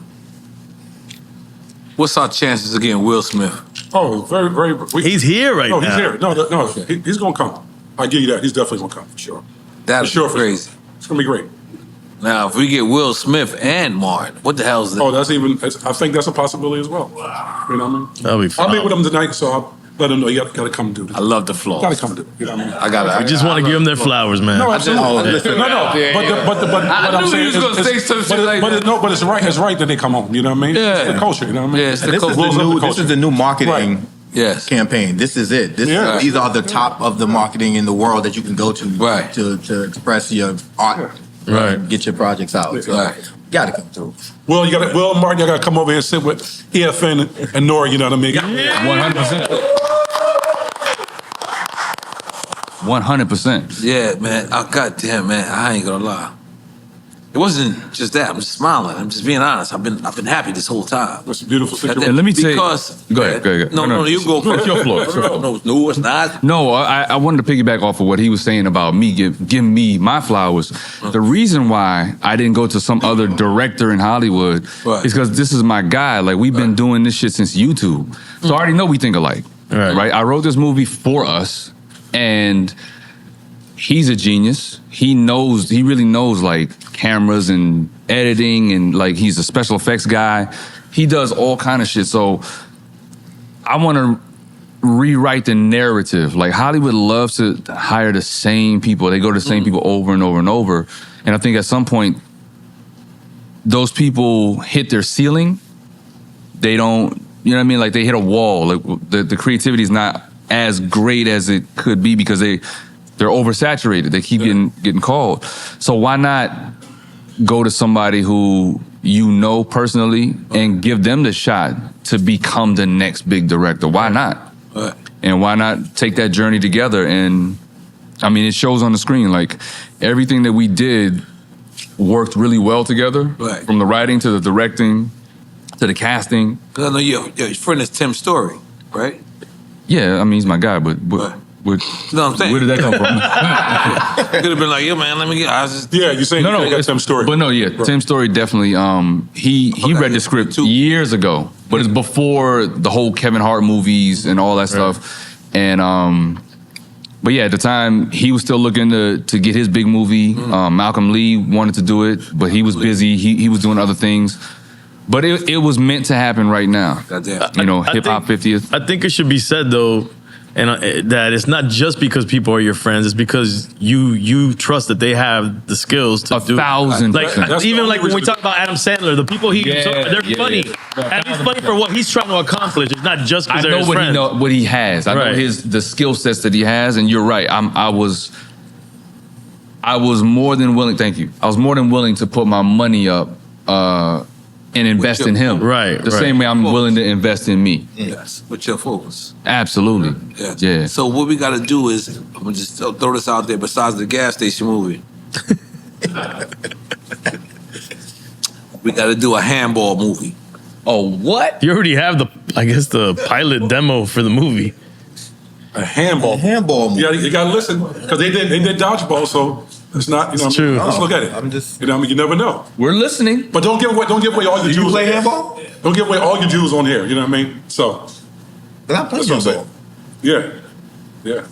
I grew up playing handball been too. known Is this a as- five boroughs thing? Is this the Well, I mean, No, we did. I don't- You got to show him the Play footage. handball, that- yeah, Yeah, I got He's got, footage. we By did the like way, a. I even got a handball baseball card picture, like where I'm like, When did we film that? We filmed that like in early 2000s. yeah. The footage Yeah. is terrible now in terms of like the quality, but Yeah. get the idea? the idea is but- there and the cameos but are there. It's crazy. It's crazy. Because and all right, it's two things that's like hood, handball and stickball. That's what I said. And stickball, yeah, Play that- stickball and handball. It's very hood, and Yeah. we do a handball movie like Yeah, smack that floor. Yeah. We go in the hood with the hood, play the hood Yeah. in the hood, Yeah. and the hood, and Yeah. everything is good, hood shit. and everything is good. That hood shit, this nigga got me playing jazz instead of molesting. There was. Double Jod is in there, y'all. You gotta relax. By the way, there was no molester in that bar in that verse. Yeah, you said that. Jester, You've been saying that shit the whole time. I'm sorry. That's what I heard. The court jester. The court jester. I did say it. You did hear me say court jester after you. No, I heard you say molester twice. You've been saying that like a motherfucker. My bad. That's what I heard. Am I high right now? Yeah. You might be. I'm like so relaxed. and Contact. How was it at the Rockefeller days? It was great. It changed my life, man. It was it was the first thing. Obviously, this is the second thing that changed my life. That was the first introduction of just being around the people that I admired forever and being in hip hop. You know what I mean? Right. Seeing those guys. So it was a great experience. You know what I mean? It was just dope. Traveling the world and private, all of that fun stuff. It was just dope. I don't know any era. It's my favorite era of hip hop to me, obviously. So you don't got these other people's stories. It was fair. None of that. I was just the cameraman. Me too. I said nothing and I shot everything. That's it. Right? My whole Rockefeller days was great. I love it. It was Make great. some noise for Rockefeller. The only guy signed but not signed at the same time. Rockefeller. Hey, listen, Biggs is our manager today. Hey, we're still. It's like we're on Still Rockefeller with me. now. I got a Biggs question is- for you. Yes. Oh fuck. Here we go. Let me say something. When I keep studying you, your memory is too good. You Doesn't remember drink or everybody, smoke? where you know them from, where you know them at, and the time you met them. Facts. So, what are you about to say? I'm scared to death. It's something you won't remember. You know what I'm about to ask you. I Oh, don't shit. know. The legendary cipher. It's like, With DMX? DMX and Cannabis. yeah, I thought they was jumping. Clue. You felt what? I thought they was jumping me How? because they knew each other and I didn't know them. At the time. But you're DMX and still Cannabis? Knew each other? Yeah, but you're what still- cipher? I want to make sure. What cipher are you talking about? that I'm talking about the That's- cipher when y'all was on with that was it Clue? Who was it? Flex. You talking about on the radio? On the radio, yeah. Wasn't it? See, who was it? Yeah, There's a couple. There's a couple. See if you know your It was shit. Flex, What do you right? know? You tell me. It was Flex. You bringing this shit up. No, it was And Flex. you've been checking me this whole minute. Nigga, you tell me what the fuck it is. And you Flex. Google it. It's Google Flex. it. Ask me why you still standing there like this. Well, let me finish talking then, nigga. Hold on. Google that motherfucker. Affion had too much drink. You had too much.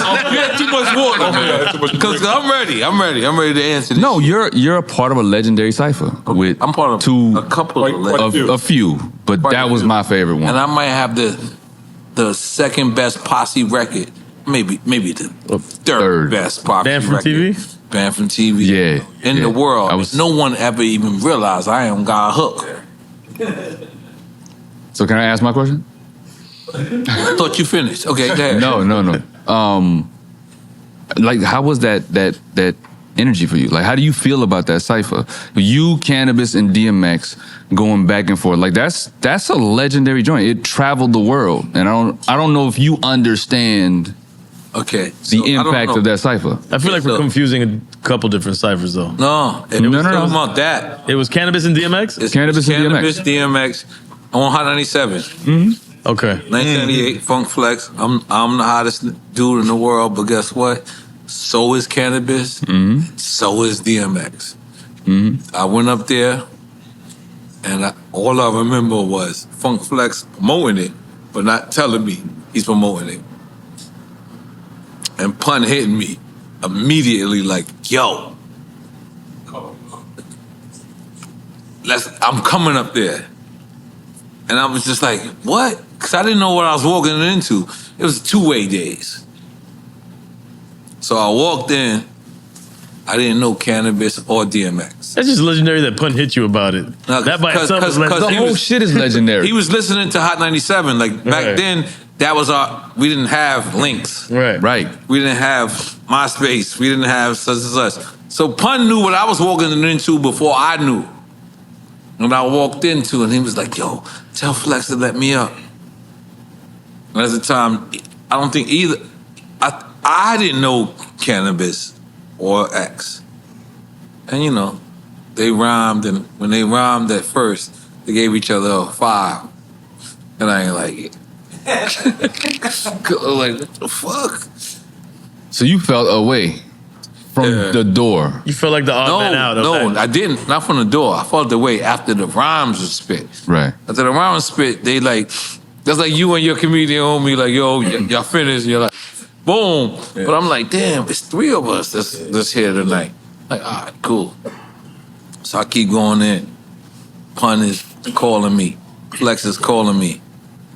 And that's when me and DMX became friends. Right. Because me and DMX and Cannabis, damn, because we got a big Cannabis to fuck up. We gotta have Cannabis. Yeah, we gotta have Cannabis on here. Cannabis, there's so many fake rumors of us not wanting Cannabis on this fucking show. This fucking retarded. Yeah, you gotta have him. Yeah, we gotta have Cannabis on. All right. But listen, this is why I even brought it up. It's one of those ciphers that me and my boys listen to over and over. And what was more impressive, because I didn't grow up in New York, right? So I didn't hear all of the different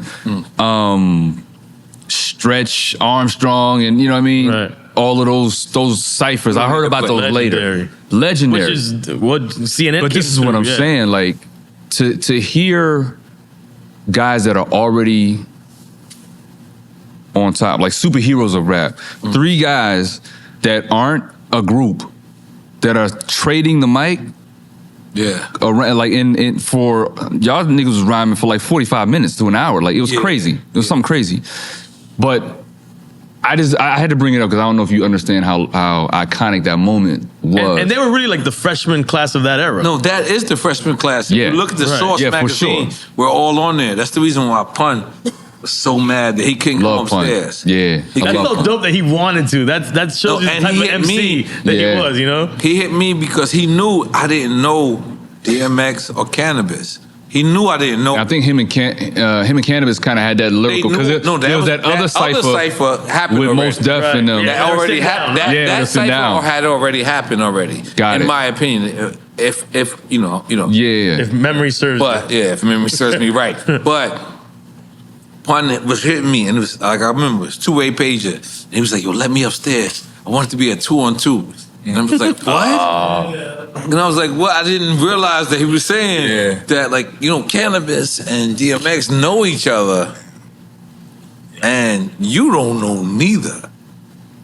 And then eventually we did a Source cover together with all of us. You know what I mean? Which you think is the precursor to the Freshman eventually on XXL? That's what you said precursor. Yeah, you felt like that was the first up before it being called. That is it. There's no other way. Look at it. Like, we all got Google now. Like, we all got it now. Like, we all got it. Like, I felt like I was exclusive when I had Google. I don't know where that came from. Like, we all got it now. Like, it's yeah. You can Google the first time you seen artists on the first cover together. Right. Like the new artists of that era. The new artists of that era. I see what you're saying. Me, DMX, Corrupt, Cameron. And that was Elliot Wilson? Mean. That's a mean class right there. Who did that cover? You gotta ask Haz. That's not my part of the job. If you were on it. But no, I brought that up because I just want to know if you felt how iconic that was, if you feel it the same way we were listening to it, if you felt like you was a part of a moment that was like really big in history. It's like me being on Def Comedy Jam, right? I was on there, Jamie Foxx was hosting, me and Corey Holcomb on the same show, and now to see where we are. So did you know it? Did you know it? Jamie Foxx introduced you. Looking back on it now, I But you didn't know it in the moment. No, you don't know it in the moment. But now I do. Now I'm looking at that shit like, yo, I was a part of something. So now that you can look back at those moments, now living moments, do you say to yourself now in a moment, this is a moment? Because you know you didn't never look at it like that. Yeah, because we have the experience of moments. That's a great question. That's a great question, man. Some moments. Yeah. In the last few hours, right? Right. Well, they had some moments. We created moments, and they had some moments. But yeah, now that we have that's the experience. naiveness of youth, like we don't know, you just living. You just living in the real moment. You just doing, you just. But when you look back, you're like, God damn, that was legendary. And Yeah. now you can kind of live in that moment and enjoy it more from that experience. Looking back, saying, okay, now I know what I wasn't thinking about back then. Yeah, 100%. Right. Yeah, I don't smoke. Man. I just had to try. I know.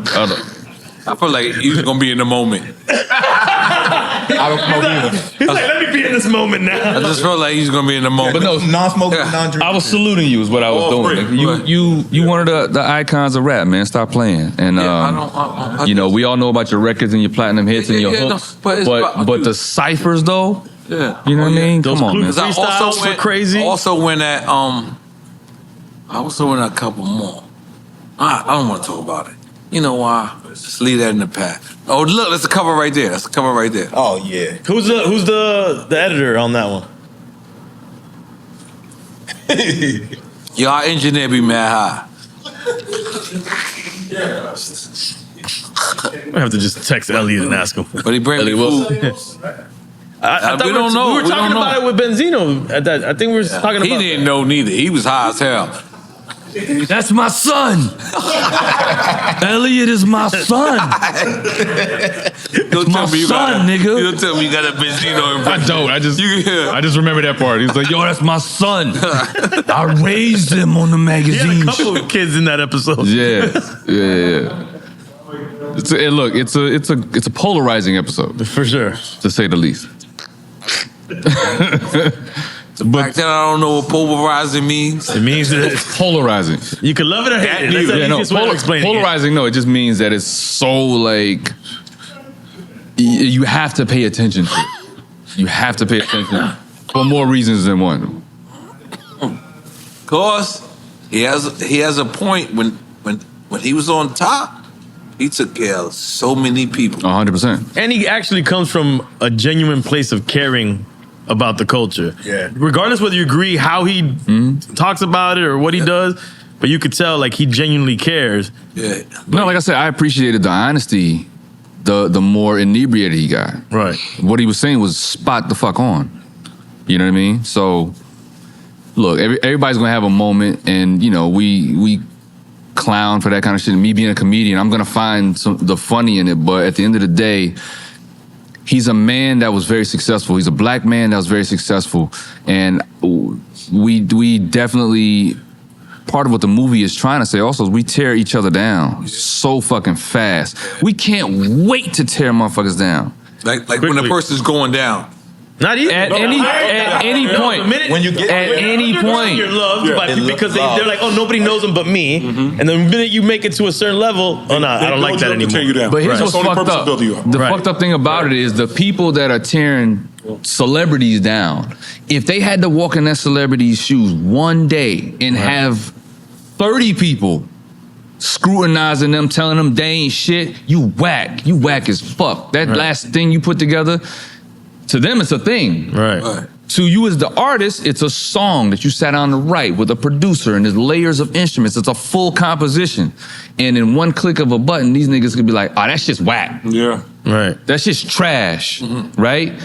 So when Benzino was on here crying and doing all that, I felt that nigga's pain. I felt the years of, I'm tired of this shit. I'm tired of acting like the tough nigga. I'm tired of being, on the defense. I'm tired of people talking shit about me, my daughter, my business, my magazine.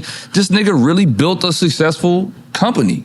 Right. Sure, we all got our flaws, but it's like, at what point do we start looking at each other and being like, man, that motherfucker really did something great. And just leave it at that. Keep our opinions to, we gonna talk shit at the crib or barbershop or whatever, but to go on the public platforms and to keep tearing each other down, we're gonna always be like a toilet. Like that shit's just gonna always flush and the shit just gonna keep going down. And there's never gonna be a moment where, because other people don't do this. White people don't do this to each other. Only us. We tear each other down and we wonder why we don't have shit. And one thing I'll say about Zeno that I think is kind of dope after it came out is that he could have been someone that said, oh, no, fuck Drink Champs for airing that, or they edited it the wrong way. He actually made an argument for why a man should be able to cry without any problem. Like that's a human thing. The argument. But I think it's dope that he actually did because he's it's an example for others. Like, so what? I cried. A real gangster cries type of shit. You know what I'm saying? For sure. Nah, salute to him. He bared his soul out here. And I hope that I hope the Eminem beef having the courage to do down. That. Having the courage to do that. That's what makes you a real man. Yeah. But yeah, I hope him and M stop beefing because just stop. Yeah. I believe they will. Because I think vulnerability is actually being accepted now. I think you're like wrong, right, in between. When you keep it real to your truth, people are starting to accept that now. And I think that's cool. Let me ask you this. How did you come up with Was that a lyric? Or was you just in the booth vibing? N.O.R.E. know this. N.O.R.E. know that. That's one of my favorite fucking songs. Nah, but that was I'm leaving on the next plane. I don't know when I'll be back again. Was that a different song? Kiss me or pray for me. Tell me that you'll wait for me. That's the original song. Yeah, little nigga. You know what I mean? You said little nigga? Yeah. Did you just little nigga me? Did you just little nigga me, son? Yeah, but that's the. I'm gonna let you get away with that one. Yeah. That's that. Yo, listen. That's the original song. You get one. Yeah, come on, man. Inspired by. Come on, I love you, brother. Come on. Let me get away with two more. He preemptively with two more. I got two more. You gonna call me at 4 in the morning about some random shit. Yeah, that's right. Yo, hey, what do you think about this movie? And guess what? You be knowing about it too. You be like, word, I don't like it. Yeah. So don't you throw me out there by myself. I be calling you like, yo, I don't think this is right. Yeah, we be powwowing for sure. That's right, man. My brother. But I just want to reiterate how happy, how proud I am of what you brothers did. came out there, you did your own money. But even in your own money ain't even the biggest story. The biggest story is you're doing it on your own. Even though that does relate to your own money, I understand that part. But you believing in your own people and doing it on your own. And sometimes even your own people don't even mean your own people. It mean your own people. It mean people that's for you or with you. And I watched the movie, man, and I was so proud. Because he told a story, it was funny, but then you also taught a lesson. And that to me is what hip hop is supposed to be. My favorite rapper, Biz Markie. One of my favorites. Rest in peace. Rest in peace. Rest in peace. He talked about picking boogers. Ultimate storyteller. Diabolical. Ultimate. And at this point, who the fuck wants to brag about picking a booger? Daring. But I always witnessed that. And I always knew I wanted to do that in my own rhymes. So I always wanted to be funny in my own rhymes. I wanted to make people, sometimes it works, sometimes it's like, I said, stick a broom in your butt. Tell you too, it was. What the fuck? I stick a broom in your butt. I never stuck a broom in no bitch butt. But fuck it, it sounded good. Hysterical. Hey man, it's the truth. It's on DJ Clue tape. Right. But I'm saying that comedy and rap and even athletes and even actors kind of live the same fucking life. Like you can't have a day off. It's a lot of parallels. Yeah. You can't have a day off. I know you can't have a day off. I know you can't walk to McDonald's and get a cappuccino. Starbucks. Yeah. I like cappuccinos. You fuck with cappuccinos? No. I do a double cappuccinos with oat milk. It's Right. kind of fire. Talk your shit. It's kind of fire. Talk your shit, It's kind of fire. I kind of like being in the white people section. So, but you can't go to there. They're gonna say to you, "What's up, nigga? Take a picture with me. Be funny, man." Mm-hmm. They're gonna, like, if it's our people, they're gonna make you perform.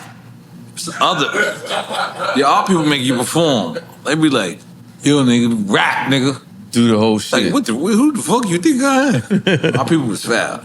Yeah. White people don't make us perform, but they like, kind of like say, hey. Yo, shit, I'm gonna blow it up, man. I'm not gonna say it. Yeah. Oh, shit, I gotta stop. Yeah. But being famous might be the hardest thing ever. And what I mean by that is you have to always be famous. You gotta always be on. Like I said, I hung with Dave the other day, and he did something that was remarkable to me. He kind of like refused to be a celebrity at that moment. Mm-hmm. People were coming up to him, he was like, hey, how you doing? Yeah. And he just kept indulging in our conversation. And I was like, I had never seen that before. I was like, they all wanted to take a picture with him. I'm talking about the whole... Mm-hmm. No, I've been around him. We all had lunch, me and Most Def, a bunch of people. And same thing, people was coming up to the table and they wanted to get photos. And he has his moments where he's just like, no, thank you. I'm just hanging out with my friends. If you don't mind, I would not want to take a picture. Oh, he says it in the most politest way. Very, very classy. I didn't know I could do that. Yeah. Hell yeah. Manage people's expectations of you. Yeah. You know what I mean? You Absolutely. teach them how to treat you. How to deal with you. Absolutely. I did not know I could do that. But you're still right. Even if you're doing that, you're being polite because you still don't want to offend the person, as opposed to you being concerned about your own boundaries and your own peace. Mm-hmm. You know what I mean? You're still trying to placate the person, as opposed to just holding yourself down. And you still feel like you got to be on, even in the denial of the photo. All right. Oh, it was just me and his wife, me and my wife.